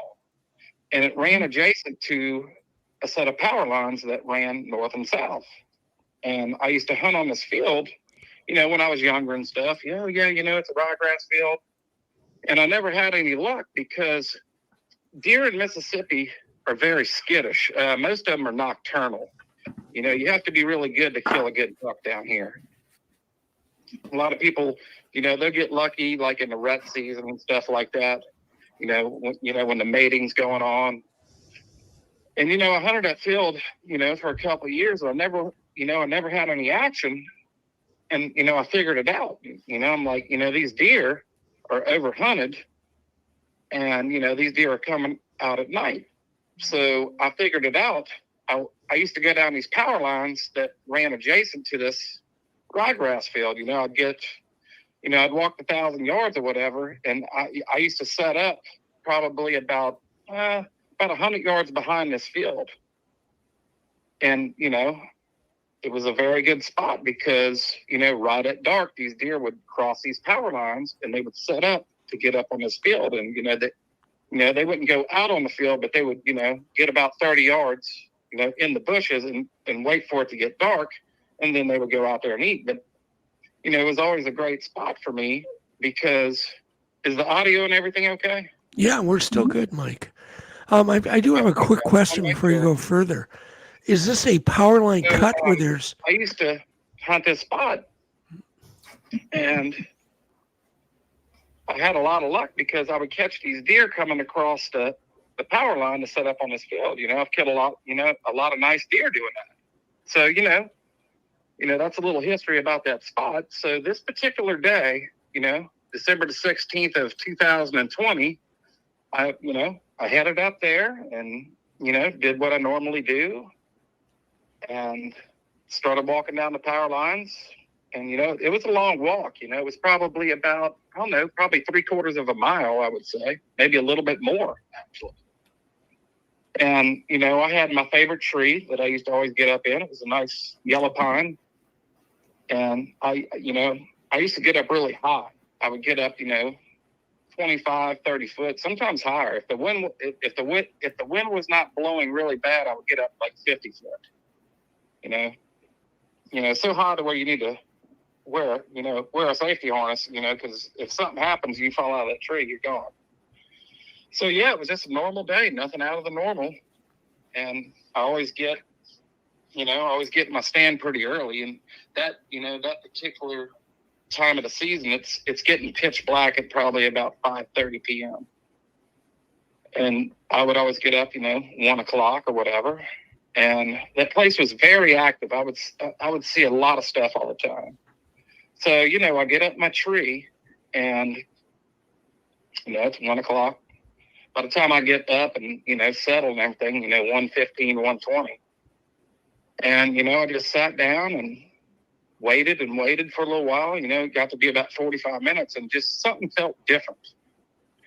I don't know what it was. It just had like a weird feel to it, and there was just no action at all. Not a squirrel in the tree, not a bird chirping, no nothing, just dead silence. And I was kind of puzzled a little bit. I was like, there's something different. I didn't make too much about it, but just maybe this is just a bad day. Maybe the moon, maybe the moon's wrong or something. There's definitely something different about this. So, I didn't really pay much attention to it. So I start, I'm waiting. And it gets to be about, I waited a long time. It gets to be about 4:10, 4:15, sometime around in there. And I finally get some action behind me. I'm on the east side of the power lines and I'm facing west. I start getting something coming behind me. It's making a ruckus, but it's not like walking in really slow. And, the place that I was hunting is very notorious for hogs, like, a lot of big pigs and stuff like that. A lot of deer too, but they also had a lot of hogs. And that's what I thought it was coming in behind me. I thought it was a big boar or something like that. I couldn't turn around in my tree because I couldn't make any movement or anything like that. That's the worst thing you want to do when you're hunting is, make movement or anything like that. And it was just walking in very slow, but it was heavy, whatever it was. It was, it was breaking, branches on the ground and stuff like that. And for your audience, South Mississippi is very, very thick too. Like, when you get up the tree, you can see everything. But when you're down the tree, like the shrubs and stuff are like over your head. It's very thick, gallberry bushes, vines, briars, you name it. And, it wasn't coming in very fast, just like, it would walk and it would stop. It would walk, it would stop. And, I was pretty anxious at the point. I was like, what is this? Is this a big buck coming behind me, or is this a hog? It's got to be one of the two. And it finally circled off to my right-hand side, but not very far, only about 30 or 40 yards to my right, and it stopped. And I'm looking for this thing, and I cannot see it because of all the undergrowth. I'm like, man, what is this? And all of a sudden, I start hearing like heavy breathing, like almost like labored breathing. I couldn't figure it out. I thought it might have been something that got shot, and this thing's gonna die on the side of me. But as high as I was up in the tree, if somebody would have shot or something, I would have heard it. I mean, no problem. I would have heard it. I would have heard it from miles away. And this thing, that went on for probably about a minute or so, and it stops. Everything gets quiet. And, I'm trying to come to terms with it. Well, I can't hear it no more. Maybe it was a buck or whatever, and it just slipped away, and I couldn't hear it. Maybe it slipped away and it just got the best of me or whatever. So, I come to terms with it. And I start facing west again, because that's, that was the original way we got power lines that are running north and south. I'm on the east side of the power lines and I'm facing west. So, I came to terms with it, and, all of a sudden I don't hear anything anymore. So I'm, I just thought that, it got the best of me and it slipped out and I just didn't hear it. So, probably about 5 or 10 minutes go by, and it's the time of the day when the sun is just right up over the trees and I'm getting blinded by the sun. I'm pulling my, my ball cap down. I got my hands on each side. I'm trying to look down the power lines. Had a lot of trouble with it, but, I was fighting it. So, I was fighting the sun. And all of a sudden, in my right peripheral vision, about 150 yards down the power lines, I see something black, solid black. I turn to it, and whatever it was on all fours. And the first thing I thought it was a black bear, because we do have black bears in Mississippi. We don't have like a high abundance or anything like that, but we do have them. And, I know we have them because I've caught them on trail cam before. Usually it'll be like a small one and it'll have like a little orange collar around the neck or whatever, where the state released it. That's what I thought it was. But the way it was situated, I'm still, trying to be like a statue in my tree and not make too much movement. I said, man, I'd really like to look at this thing in my scope. And if it's a bear, of course I'm not going to shoot it, but I'd still like to look at it. So, I'm right-handed. This thing's to my right, so I had to go left-handed in my rifle. And, I'm trying to use my left eye in the scope, and it was just all over the place. I couldn't find this thing. Finally, I found it. And this thing that was on all fours is now sitting down like a human, like a big, gigantic human, sitting down about 140, 150 yards north down the power lines, facing the same way I'm facing, looking at the woods. And I didn't know what to think of it, I'm still, Sasquatch is not on my mind, of course. That was definitely not on my radar at that time. I'm not even sure if I even believed in it. I was looking at it. I said, I got to get a better look at this thing. And I finally turned right-handed because I knew he wasn't looking towards me, my dominant eye. And I powered my scope up. And the first thing that I noticed was the hair on the back. The hair on the back was nothing like what you would think of a bear. It wasn't like the double undercoat of a dog or a bear. It was sure enough hair. It was long hair on the back, very long hair on the back. Like when I say long, and hair, like it was like Nikki Sixx, Motley Crue, sure enough, long hair. And he had patches in between where you can see the ashy gray skin. And still, Sasquatch is not coming to my mind. No, nothing like that. I panned up to his head, and he's looking west. He's not looking my way. The back of the head looked very apish, but not apish. A lot of people talk about the conical shape of the head, how it points up to a football and stuff like that. It was conical shape, but it wasn't that pronounced. It was not that pronounced. In his hand, another thing I noticed is his left hand was digging in the dirt. Like, I don't know if he was digging for bugs. I don't know what he was doing. When I seen that and I seen his hands, that's when I freaked out. And I screamed at him. I just out of desperation, I didn't know what it was, if it was somebody playing a trick on me or whatever. I yelled at him. I just said, hey, when I did that, this thing put his hands on both sides of him and popped on the 2 feet like it was nothing. Like it was nothing. And then he screamed. When he screamed, it's a scream that everybody talks about. It like the difference between a lion, an elephant, or being like, next to a big speaker at a concert. It rattled you from like 150 yards away. It was unbelievable. Unbelievable. He starts walking in like a 30-yard, like little like a little 30-yard oval shape.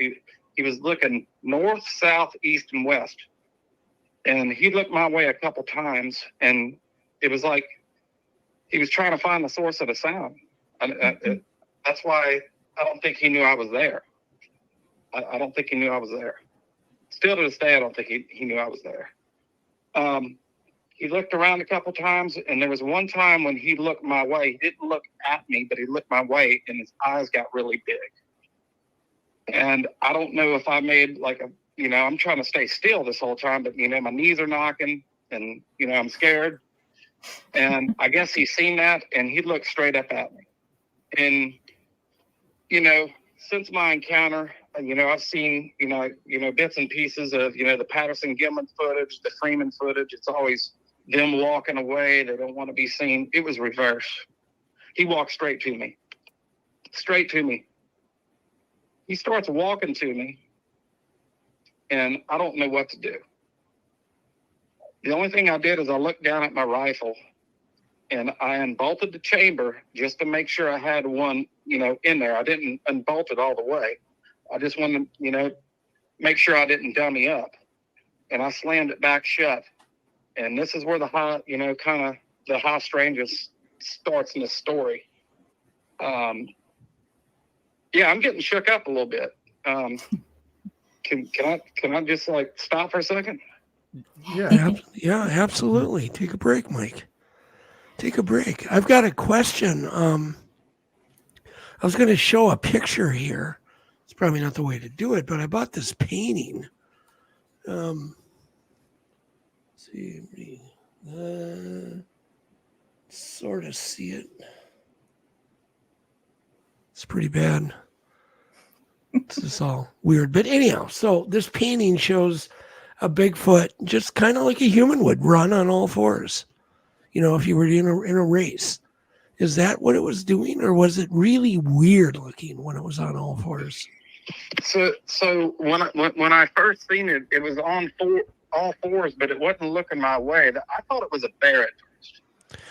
When I swung the rifle over and tried not to make too much movement, if I would have went right-handed, I would have had to twist my whole body in a stand. I didn't want to do that. Because I thought it was a bear. I just wanted to look at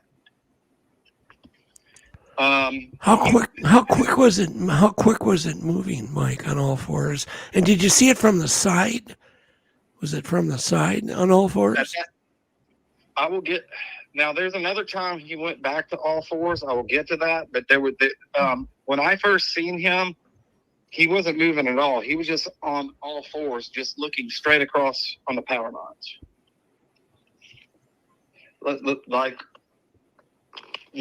was just sitting there on all fours. That's why I thought it was a bear at first.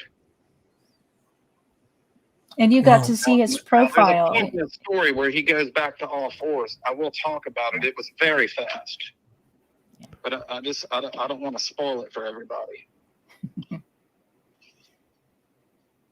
David, is that something are you guys still with me? Yeah, we're still. Hold on one second. Have you taken a lot of reports too, David, of Bigfoots on all fours?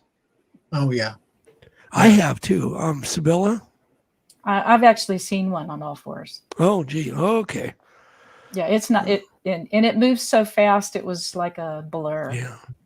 It was one of the creepiest things I think I've ever seen. Wow. Are you ready to continue, Mike? Yeah, I can continue. So, I unbolted my gun just to make sure I had a shell in the chamber. And when I look back up, this thing is now 40 yards away from me from 150 yards. And we're talking about a matter of 4 to 5 seconds. And, 5 seconds is giving it a lot.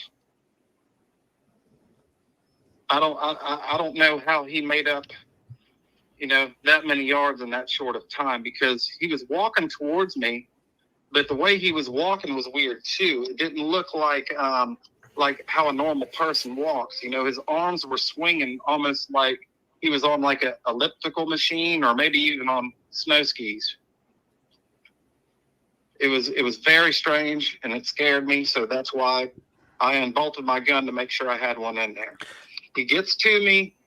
Mike, now he's did you think you were going to be able to stop this thing if you needed to? I mean, like where was your head at? My head was at, when he started walking towards me, I'm probably going to have to shoot whatever it is. At this time, it's still, I don't have Sasquatch in my brain. I think it's some kind of monster. Wow. Sasquatch is still not on my brain at this moment. At all.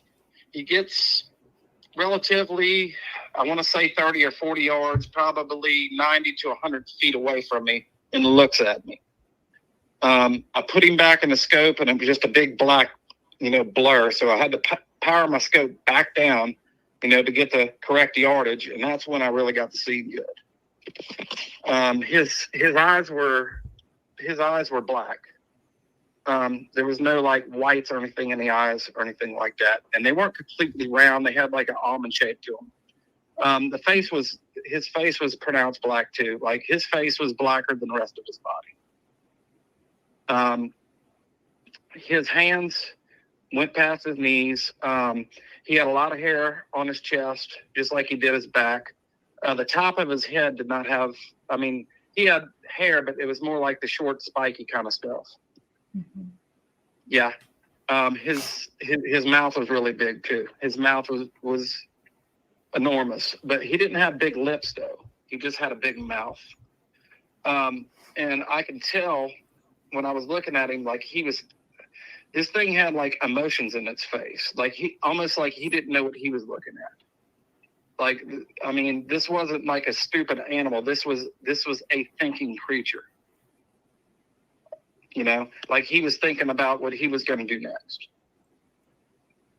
There was a couple times whenever he would make a certain facial expression at me, or he would shuffle a certain way, and I would draw down on him. And what I mean by that, I had the scope on him the whole time.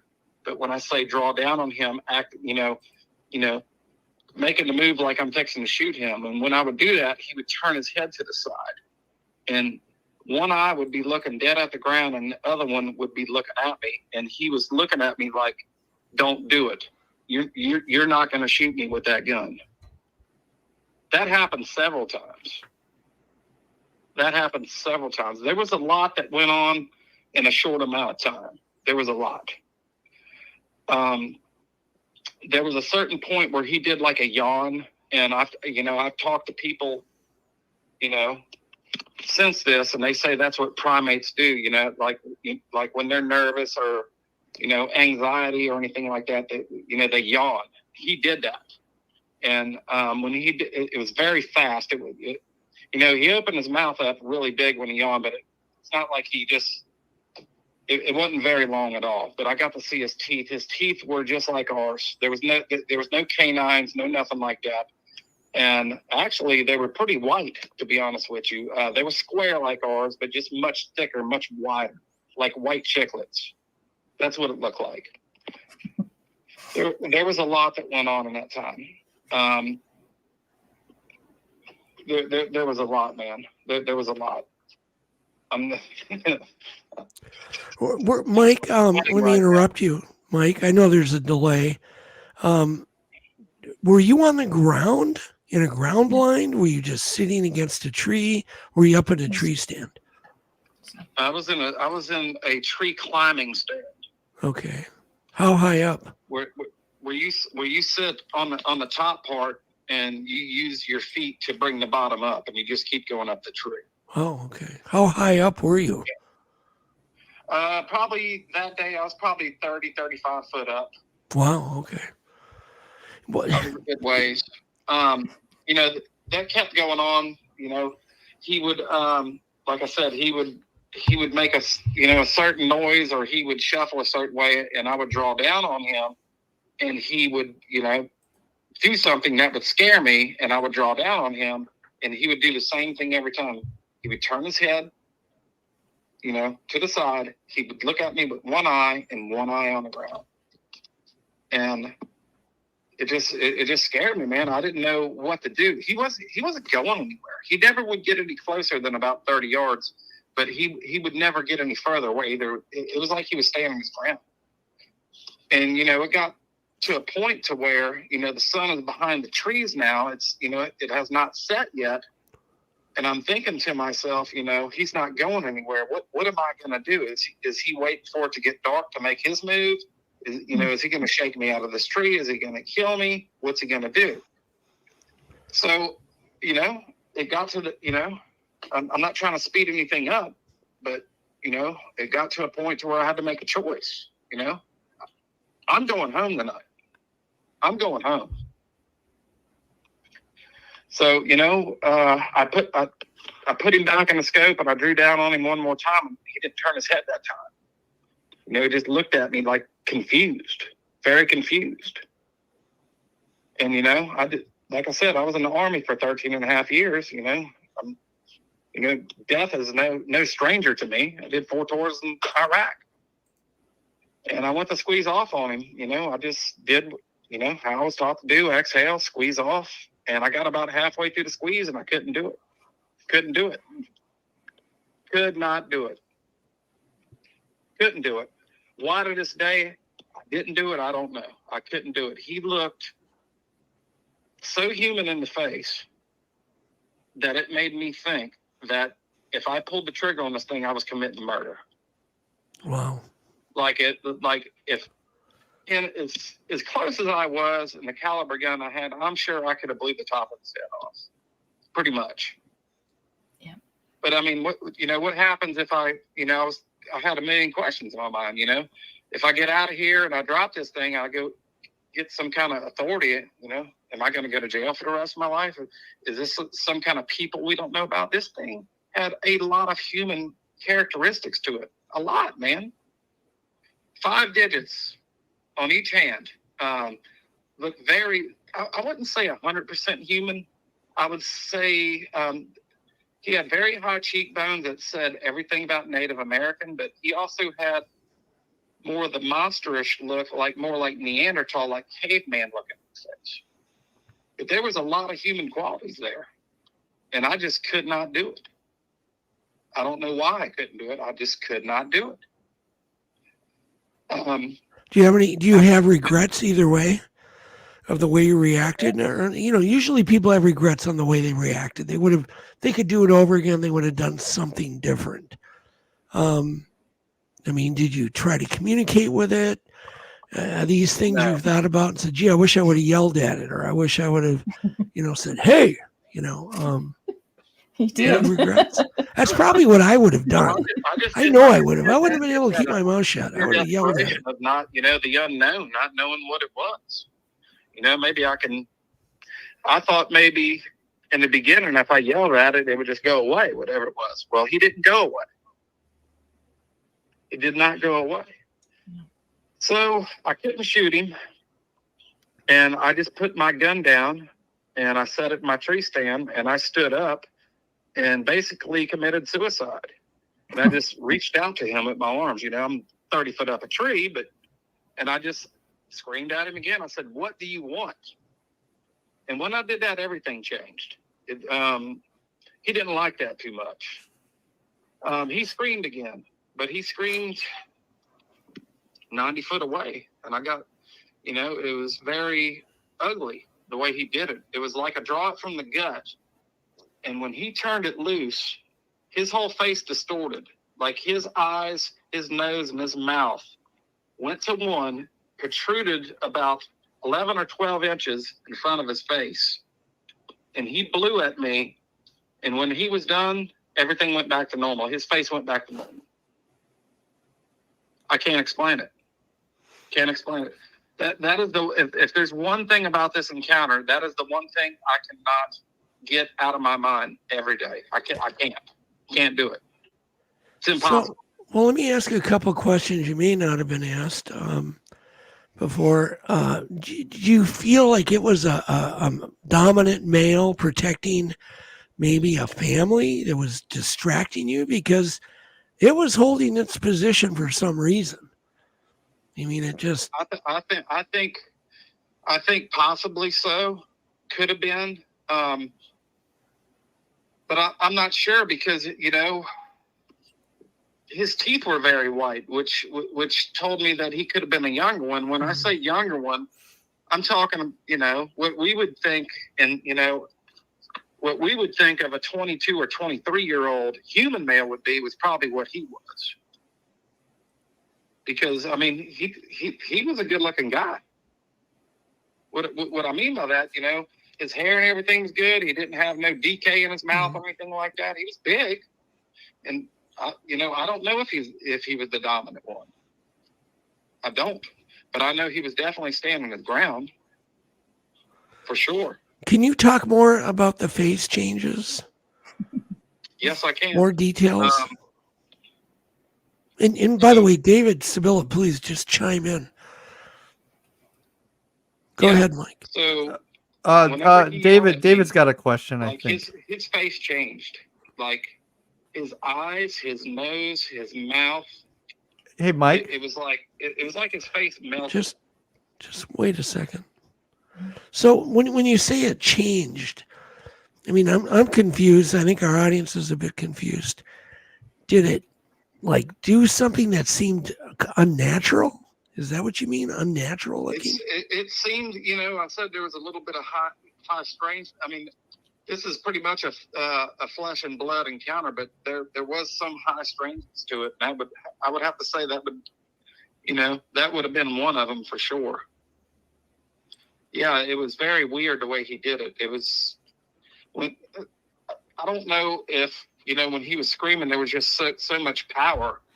It was like when everything protruded to the front, it just looked like just a bunch of flapping meat is what it looked like. Do you have any weight and height estimates? And then David Ellis wants to ask you a question. Okay. So how are you asking me how tall he was? Yeah, how tall do you estimate him to be, and maybe weight?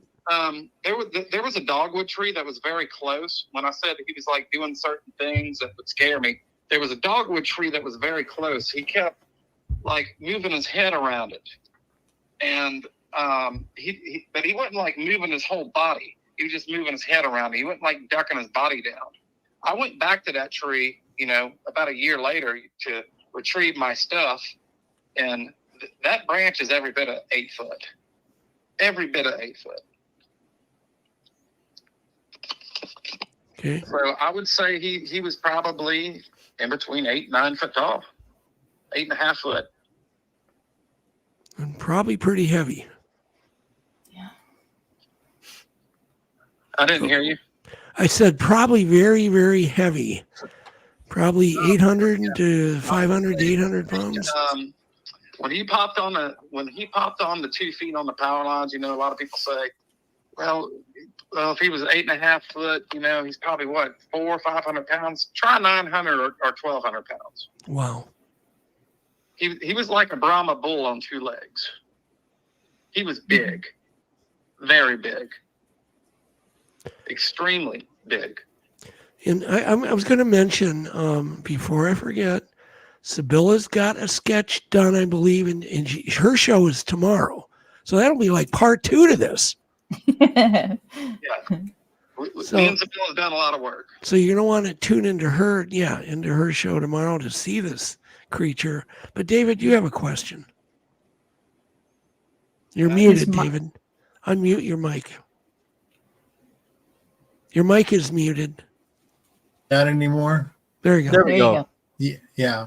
So it's not. It's more of a comment. In Dr. Meldrum's book, he proffers the possibility of air sacs based upon gorillas having that feature, and an air sac would inflate the chest cavity up into the neck area and into the face. So this is very, very important. It goes beyond suggestion that they might have air sacs they probably do based upon the observation that Mike had. Wow. Which also another comment that I believe, Mike, you said at one point it's not time to or, say it again, David. You're completely cut out. Broke up. Mike, did you say something regarding hearing a raspy breathing? Yes. Now, this is my theory. Not at that time, though. The only time I heard raspy breathing was before I seen it, when it was on the side of me, when I could not see it, before it popped on the power lines. It was almost like labored breathing. This is a comment that's often heard by many witnesses, that they hear a raspy breathing. And this is my theory, that the air sacs can at times have a rattling sound. As they're breathing, their air sacs could be flapping, which goes, it's a theory. I couldn't tell you yes or no. No, I'm not asking you to, nor am I trying to put words in your mouth. I'm just some observations I have based upon what other witnesses have. Yes, I'm definitely. I have heard that too. I have. But yes, the whole face deforming itself and pretty much imploding on top of itself. I mean, I don't know where modern day science can come up with something with that. Well, I also think it goes with the fact that the scream was so powerful by extra force of air coming through the air sacs that it can create a horrendous vocalization. Yeah. Oh, I mean, I don't. I'm not sure. All I can do is tell you my story. Thank you. And other witnesses. Another thing I want to tell your audience is when he let it loose on me, the power that I felt from it, from that close. A lot of people they want to know what that feels like. What did it feel like you in the tree? Well, the best thing I can tell them is, when I was overseas in Iraq, when a bomb would go off, it might be a mile away and you're okay, but you can still feel the heat off of it. That is exactly what it felt like. It was very hot, extremely hot. It about knocked me out of the tree. So when he was done screaming, he goes back down to all fours and hauls butt across the power lines. I'm on the east side of the power lines. He goes to the west side. And it was very fast the way he ran on all fours. But another thing, the way it looked very unorthodox. If you ever see like a big dog run, like a Mastiff or a Great Dane, you know how it's kind of a little lurpy? That's what it looked like, but super fast. He gets to the other side of the power lines, and he is ripping up gallberry bushes by the roots and chunking them out in the middle of power lines. And just about every 15 seconds, he's doing that same scream.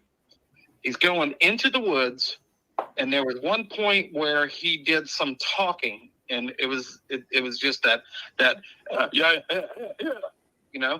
he did that. He did that for about 8 seconds.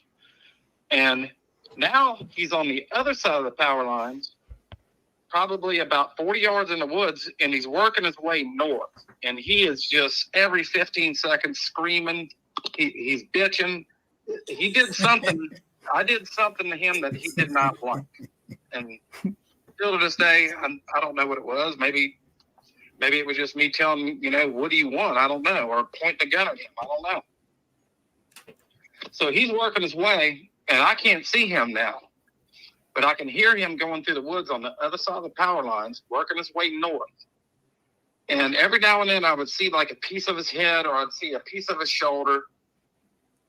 And, at this time, I'm standing up in my tree stand. I got my gun, head on a swivel. I'm like, he's going to kill me. He's going to kill me. He's going to kill me. He's going to kill me. So, he keeps working his way north, and probably about right around the same place where I seen him on the power lines, he comes back on my side, and it just looked like a black flash. He gets to my side.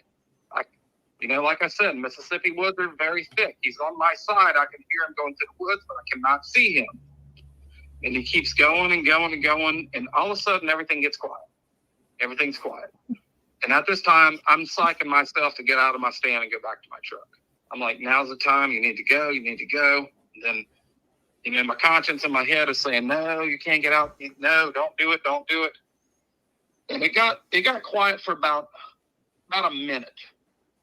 And all of a sudden, about 200 yards in the woods, the way he was going, I hear a fresh tree break like that sure enough green snap, crackle, pop. I heard it. When I heard that, I said, that's him. He's gained some distance. I'm going to my truck. I go down my tree. I start running down the power lines, and I'm running for my life. We're talking about full adrenaline. I got 3/4 of a mile to go to my truck, which is a long way. These power lines were cut. These power lines every other year they cut them. You know, the power company. You know, they come in there and cut them. You know, cut it down to the ground. That way they can work on them and stuff like that. And I'm running for my life, and I wasn't in the best shape of my life at this time. I ran about 100 yards, and I get whooped. So, you know, a very fast run goes to a very fast walk. I'm walking, and it was like he knew I got out of my stand. Like, he starts roaring back there. And, you know, I'm looking behind me. I can't see him. But I know I'm gaining some distance on him because, you know, he would roar about every minute or so. So, you know, I get scared again. I start running. I ran again, and I stopped. And when I stopped, now about 30 feet on the east side of me, I hear something crash, like, chajoosh. You know, I didn't know what to think of it. He's still back there, you know, cutting up back there. And I start walking, and whatever this is on side of me now is matching me step for step. I stop, it stops. I start running, it starts running. But I knew it was something on the side of me because when I would stop, it would take that one extra step. And there's a point on this power line that I want to tell your audience. It's not there anymore. I've been back since then. The power company has done cut it down, but there used to be a little plateau. And I used to always use this for a marker when I would hunt this spot. You know, I was either halfway to my truck when I would get to this little plateau, or I was halfway to my stand. I seen that coming up, but it was still a good ways off. You know, probably a good 250, 300 yards off. But I seen it. And, you know, and for some strange reason, I had it in my brain that, you know, once I make it to this little plateau, I'm going to be okay. I don't know why. I mean, it was just one of them weird thoughts. So I'm trying to make my way to this plateau, and whatever this is, it's like closing in on me on the side of me. He's still ripping it up back there, you know, every minute or so, you know, doing a roar or a scream or something like that. But I done gained some distance on him. So, you know, it's coming up, and the way the woods are shaped, whatever this is on the side of me, it's going to have to reveal itself because of the way the woods are shaped. It's either going to have to reveal itself or it's going to have to go deeper in the woods. And I'm coming up on this plateau. I'm running. And it got ridiculous. It got to the point to where I was probably about 30 yards from that plateau. And I can see the bushes moving where this thing's running, but I couldn't see it. And I finally had enough. And I just cracked the shotgun. When I did that, everything stopped. Everything stopped. I crossed the plateau, and there's a point on this power line. There's like a huge hill that you go up. You know, we don't have mountains in Mississippi, but we do have hills. I get across this hill, and whatever this was on the side of me is no longer following me. I no longer hear him back there.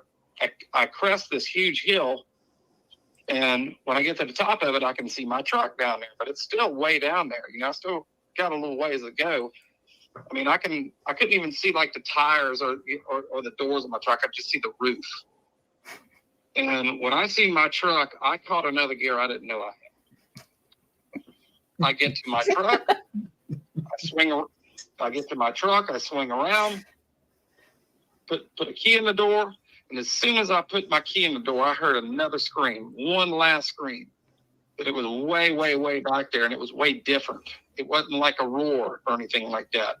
It was almost like a baboon screech, and at the end of it was like the crack of a whip. It was insane. I get in my truck, and this road that I came in on has a cul-de-sac. It's one of them one-lane roads. Like if somebody's coming down the road, you have to get in a ditch to let somebody pass. I mean, it was very little narrow road. And that particular day, usually when I hunt, I always, point my truck outwards. I didn't do it that day. So I could either, go 2 miles down the road and make the cul-de-sac and pass back through. I was not going to pass back through. I get my, I back up in the ditch, just about got stuck. And I got out, and I'm going to the management area as fast as I can go, as fast as my truck can go. Foot to the floor. And this is dirt roads now. This is all dirt roads. I mean, every right, left-hand turn, the butt end of my truck is swinging around. There was a few times I had to stop because just about went into the trees and stuff like that. I was just scared for my life. I finally catch blacktop, Highway 26. I'm going as fast as my truck can go. I'm surprised, I didn't get pulled over by a cop or, highway patrol or anything like that. I catch Highway 15 back down to the coast. I live in Biloxi, Mississippi. It's a small little casino town. I get home. I found, what used to take me an hour and 10 minutes to get there took me about 45. I get home, and I live in a neighborhood. I got neighbors up the butt. I pulled in my yard probably about 8 o'clock at night, and I was so scared I couldn't even get out of my truck to go in my house. I finally get the nerve to go in the house. I took my gun and I threw it on my bed, and I went straight to the shower, full blast cold, and laid there in a fetal position for about an hour. I remember that. And I can also remember getting out the shower and just passing out on my couch, just passing out. I guess it was the whole adrenaline dump thing. And I slept for a long time, and I woke up the next day and I remembered everything. I was like, man, that was a really bad dream that you had. Man, that was a really bad dream. And then I walked in my room and I seen my gun on my bed. I was like, wow, that happened. That really happened. Crazy. Sibylla, you had a comment or a question. Sibylla. Multiple witnesses have talked about how when these things open their mouths really wide, like you could put a watermelon in, like their mouths are so massive. Mike says the same way. Like when you guys see the artwork of what this looks like what happened when it was screaming and its face gets all distorted, you're going to see just this massive mouth. It's one of the main things that I wanted to get right with Mike. And literally, wow. Mike and I had to get it on a Zoom call, and because I couldn't figure out, because he said that like the features just kind of melted, like the eyes went together, the nose just kind of disappeared, and it was this massive mouth. And I was trying to create that sketch, and I just couldn't do it because how do you visualize that? And so Mike and I just got on a Zoom call, and I screen shared like from Photoshop, and I literally had, got into a liquify filter, and Mike, he had to direct exactly how to move those features around because I couldn't imagine. Wow. And then when we got it done, I just sat back and it's just insane looking. It's how big this thing can open its mouth. And I've heard other witnesses say that. So Mike, when it was tearing out these bushes or trees or whatever these weeds or whatever they were those edible things, or was this thing just demonstrating its strength, you think? What's your they're edible. It's goldberry bushes. Down here in South Mississippi,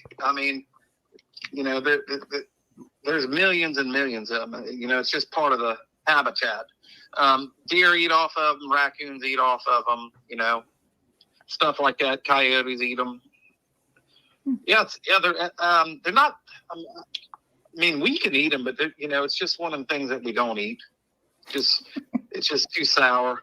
I mean, it wouldn't kill you, but it'd probably give you an upset belly. But, so there's fruit on these. Some kind you of don't want fruit. to make a gallberry pie. That's what you So okay, can you spell that, Mike? I want to look this up. Yes, sir. It's Gull berry. Oh, gallberry. Gallberry. Got it. Okay. I got to look that up. Alex, can you find that? A little bit smaller than a blueberry. Okay. And what color are they? They're dark purple. Well, they're like got to be like a member of the huckleberry blueberry family. Yeah, but you definitely don't want to. Like I said, you don't want to pick a bunch and put them on top of ice cream. Yeah, they're more sour than blueberries. They're huckleberries. Yeah, I mean it's edible for animals, but I mean we have millions and millions and millions of just wildlife acreage of it. So Mike, you said was it Gall? No, berry? G-U, gull, like the bird. Oh, okay. Yeah. No, he described. They look like blueberries, Alex. No, Yeah, everything out in the middle of the power lines. They do. There was something I did to him that he did not like. Yeah. One thing you could look up is how nutritious they are. Yeah. The nutrition of a gallberry. Yeah, you know, I've actually talked to Sibylla about this. You know, the area that I was in, you know, this part of Mississippi, as big as he was, I don't understand how he gets the calories. I mean, I guess if he takes deer down and stuff like that, I mean, there is a water source. I don't know. It just didn't make sense. So let's talk about the gallberries again, because it's kind of important to me. Were the berries abundant that time of year? Because this happened December 20th, correct? They usually start dying off, and they're usually really ripe around November, December. But down here in South Mississippi, it really doesn't start getting cold like up north. It never really gets cold here. We had a freak of nature last week where it was getting like in the 20s and the teens, but that's like almost unheard of down here. They really don't start dying off till, mid-January, okay, early February, because down here we have like late winters down here. Where some people might be having spring, we still have cold weather. But it's not like cold like what you would think like the Midwest. Yeah. No, it's just amazing that it was yanking up those berry bushes. How many do you think he yanked up? Probably about 4 or 5 of them. Okay, all right, that's interesting. Yeah, he was definitely mad about something that I did. Yeah, did you ever try to yank one of those bushes up yourself to see what kind of force that would take? You can't. Yeah, of course not. There's no way the roots would. Yeah, and there's another thing. A few more things I want to point out. I always like to tell my encounter and then point out a few things. His arms were very long. His fingers were very long. If you ever look back on like Finding Bigfoot, when they went and the whole Yeti hand that's in the glass case. Do you know what I'm talking about? Say that one more time, Mike. In Nepal. The Yeti hand? Oh yeah, the Yeti hand in Nepal. Gotcha. Yeah. Yeah, that's accurate. As long as them fingers are. I mean, I'm sure that Yeti hand. I'm from what I've been told, that's like a duplicate because I heard it got stolen years ago. But I heard that's a duplicate actually. But if you look at how long the fingers are and everything, it's accurate, very accurate, very much so. Mike, now, did you get a look at the thumb? We're much bigger than that. We're talking about a skeleton hand versus a live hand. The circumference of his fingers were like small little bananas. They were very thick and very long. Go ahead. Mike, did you get a look at the thumb? The thumb, Mike? Not hear you. The thumb. Did you get a chance to look at the thumb of the creature? I got to look at all the fingers. Did the thumb appear to be different than a human thumb? Not really. Not really. Was it oriented differently? I'll tell you one thing that stuck out. That really sticks out in my mind. You know, when you look at your hands, you know, just your regular hands, if you look at your fingernail, you got like little white moons in there. He had them. But the meat in his fingernails were either black or dark purple. And his fingernails were not long at all. They were jacked up, but they no long fingernails. Like somebody that might be working in like heavy construction. Yeah. Interesting. I was just talking about power lines the other day with some other witness, and you know, it's these travel ways. Bigfoots use edges, just like all the animals, and they take advantage of them. Yeah. Another thing I want to tell you is the forearms were very big too. Like he had probably, I would say, in between 9 to 10 inches of hair hanging off of his forearms, and his forearms were bigger than his biceps. Okay, so the hair was the longest on the forearms. I didn't hear you. The hair was the longest on the arms.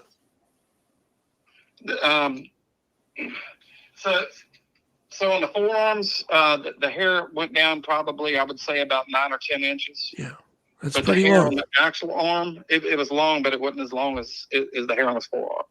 Yeah, that's commonly reported. Sabella, your turn. He was a big guy, but he wasn't like you know, you get reports of these people like being like cut up like a basketball player. He was bigger than that. Yeah. He was bigger than that. And during this whole encounter, I've seen this thing take off on all fours. I've seen him walk to me, but I do not remember one time seeing his feet. Not one time. Not that I was looking, but I just don't remember. Like people say, you know, what did his feet look like? I don't remember seeing his feet. Did you see the creature walk away from you so you could study its, or so you could look at its gait from behind and how its legs moved? When he walked away from me, he wasn't walking away. He was running away from me on all fours. And it just looked like a lurpy dog. You know, very clumsy looking, but still very fast. Okay. Clumsy. Okay. And when you say clumsy, I always like to describe, if you just look at the legs, it looks clumsy. But if you look at the way the creature is moving, gliding, and the speed, it looks, you know, it depends what part of the creature you're looking at. So lurpy dog too, it also was very smooth and fast, correct? Well, very smooth. Not the way he ran away. Like I tell everybody, you know, if you see like a Great Dane or a Mastiff running full blast, it's kind of like lurpy looking. Mm-hmm. It looked like that, but much, much, much faster. These things are fast. They're very fast. Yeah. Is there a mile per hour you could throw on there, Mike, a guess?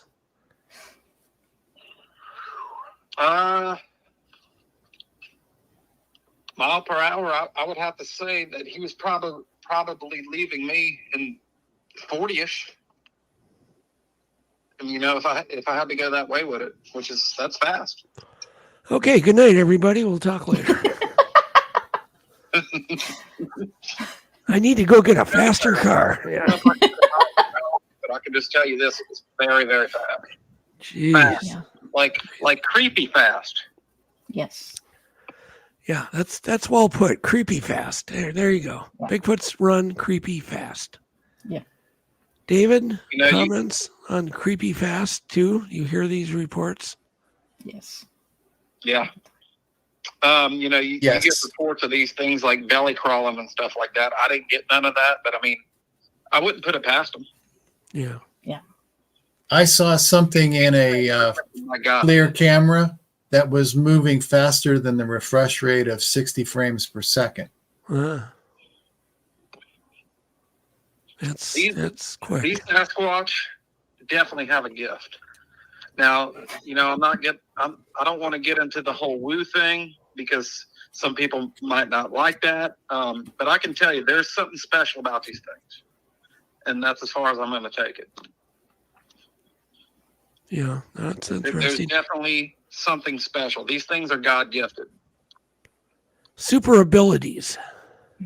Yes, absolutely. Sibylla, did you draw the entire creature also, or did you do a number of drawings, or is there just one? Oh, you're going to see a whole lot of drawings. Yeah. Oh, okay. I'd love to see the one on all fours and what he described. Yeah. It's just so fascinating. You know, when people like you can get together with people like Mike and do this and then share it with the world, it's super important. Super important. Yeah. Another thing that I would like to point out is these things, to me, seem like they might be a little bit better on four. I mean, they can walk like us, but when they get all fours, I think they might be a little bit better. Yeah. Don't tell me that, Mike. I don't want to hear that crap. Jeez. Do you mean faster? Like, do you mean faster, Mike? Yep. Yeah.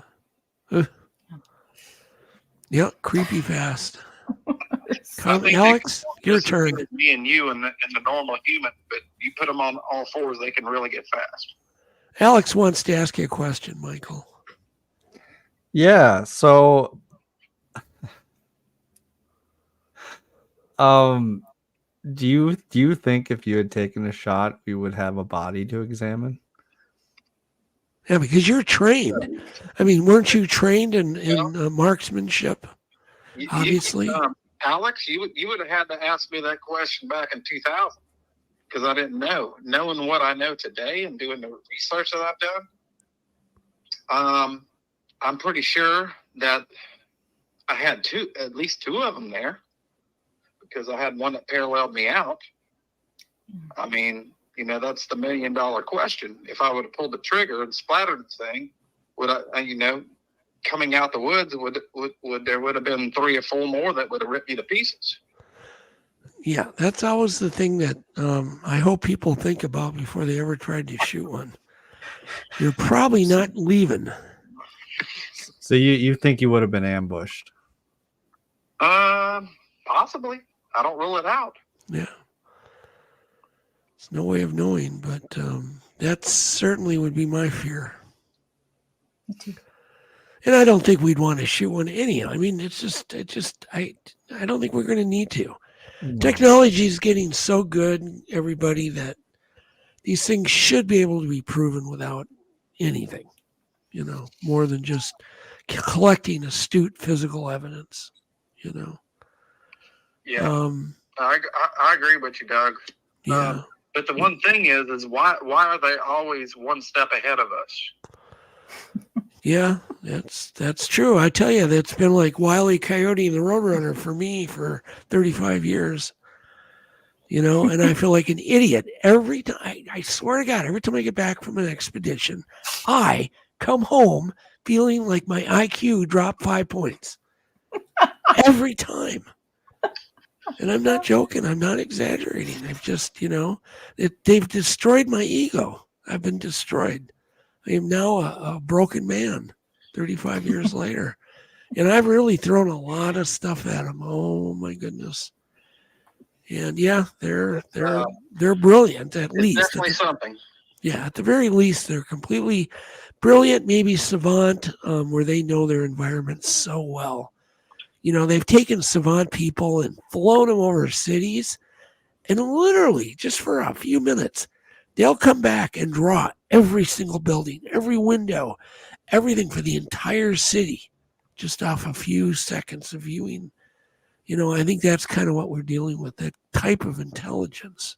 So, yeah. and that was the theory.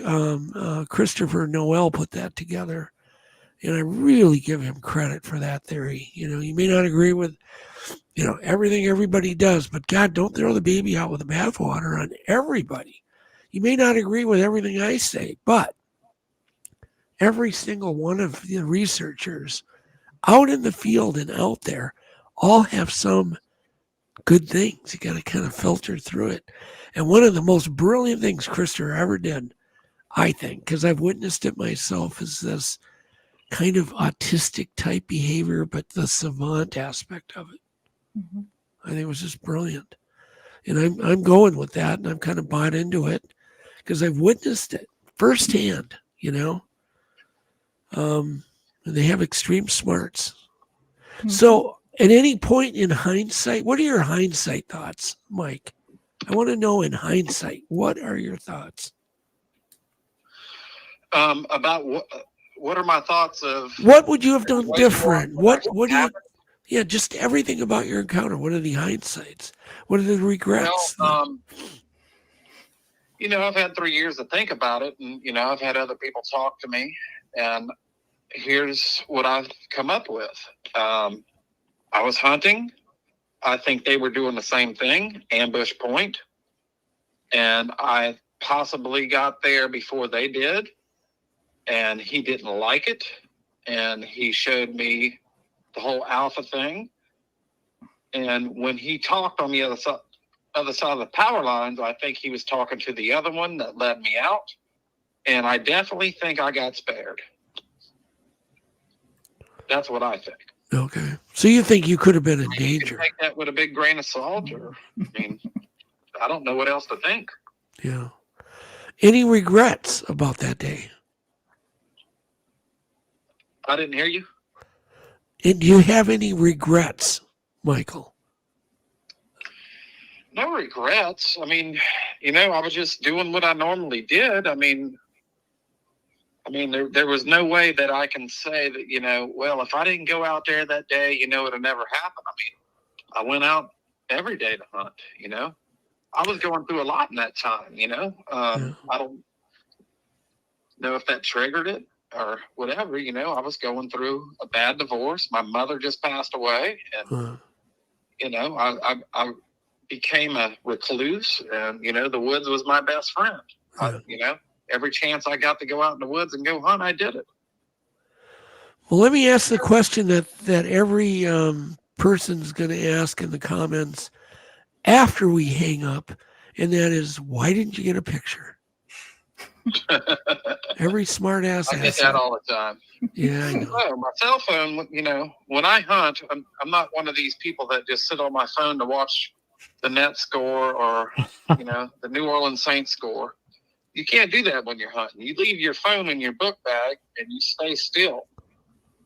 So when you're going through a traumatic experience like that, the last thing you're going to think of is, I'm Jacques Cousteau. I think I'm going to take a picture of this unknown being. No, you're fighting for your life. Right. That was a good answer, Mike. Yeah. You don't think like Jacques Cousteau. Yeah, exactly. Right. You're thinking about your life, and yeah, I got you. And why am I seeing this, and what is this? And why the question, why am I?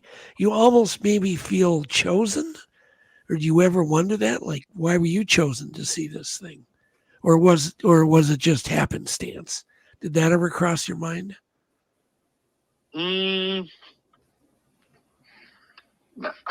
It's more of just wrong place at the wrong time, man. To add to that, Doug, I can remember, I was a 70s and 80s baby. Okay. I can remember the Patterson-Gimlin footage. My mom, used to come on late at night, and I can remember seeing it on TV, and I would ask my mother and dad about it. Oh, that's a hoax. That's somebody in a suit. And I never thought anything of it. I guess if I thought Sasquatch was real, which I don't think I did.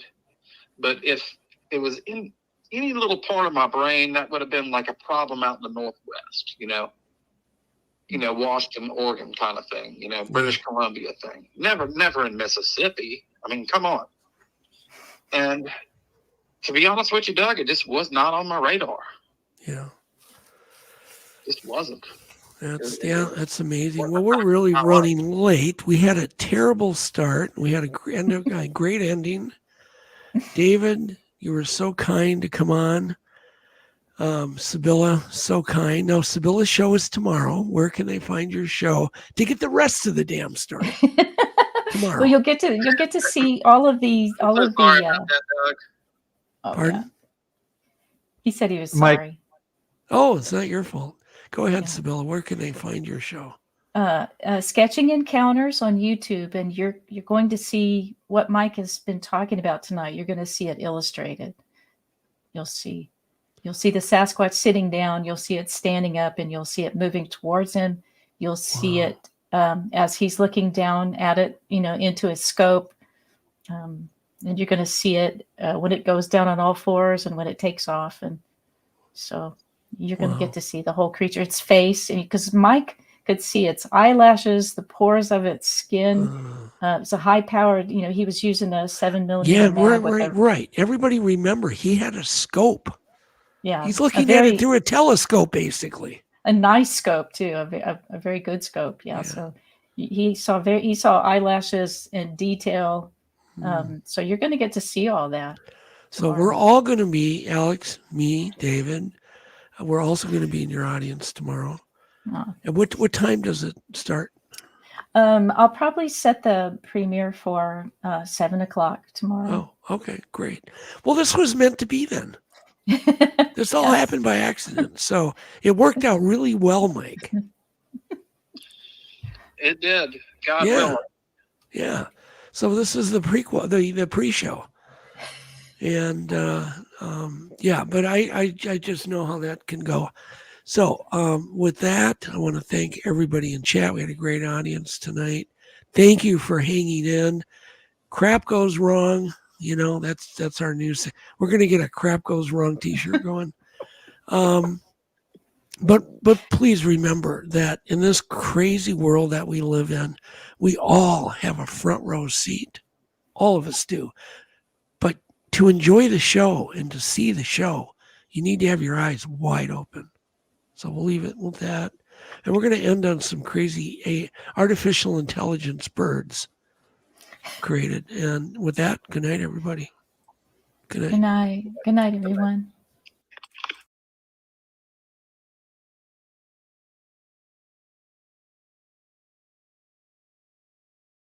I call you up in the middle of the night. Been bothered by dreams, ain't feeling alright.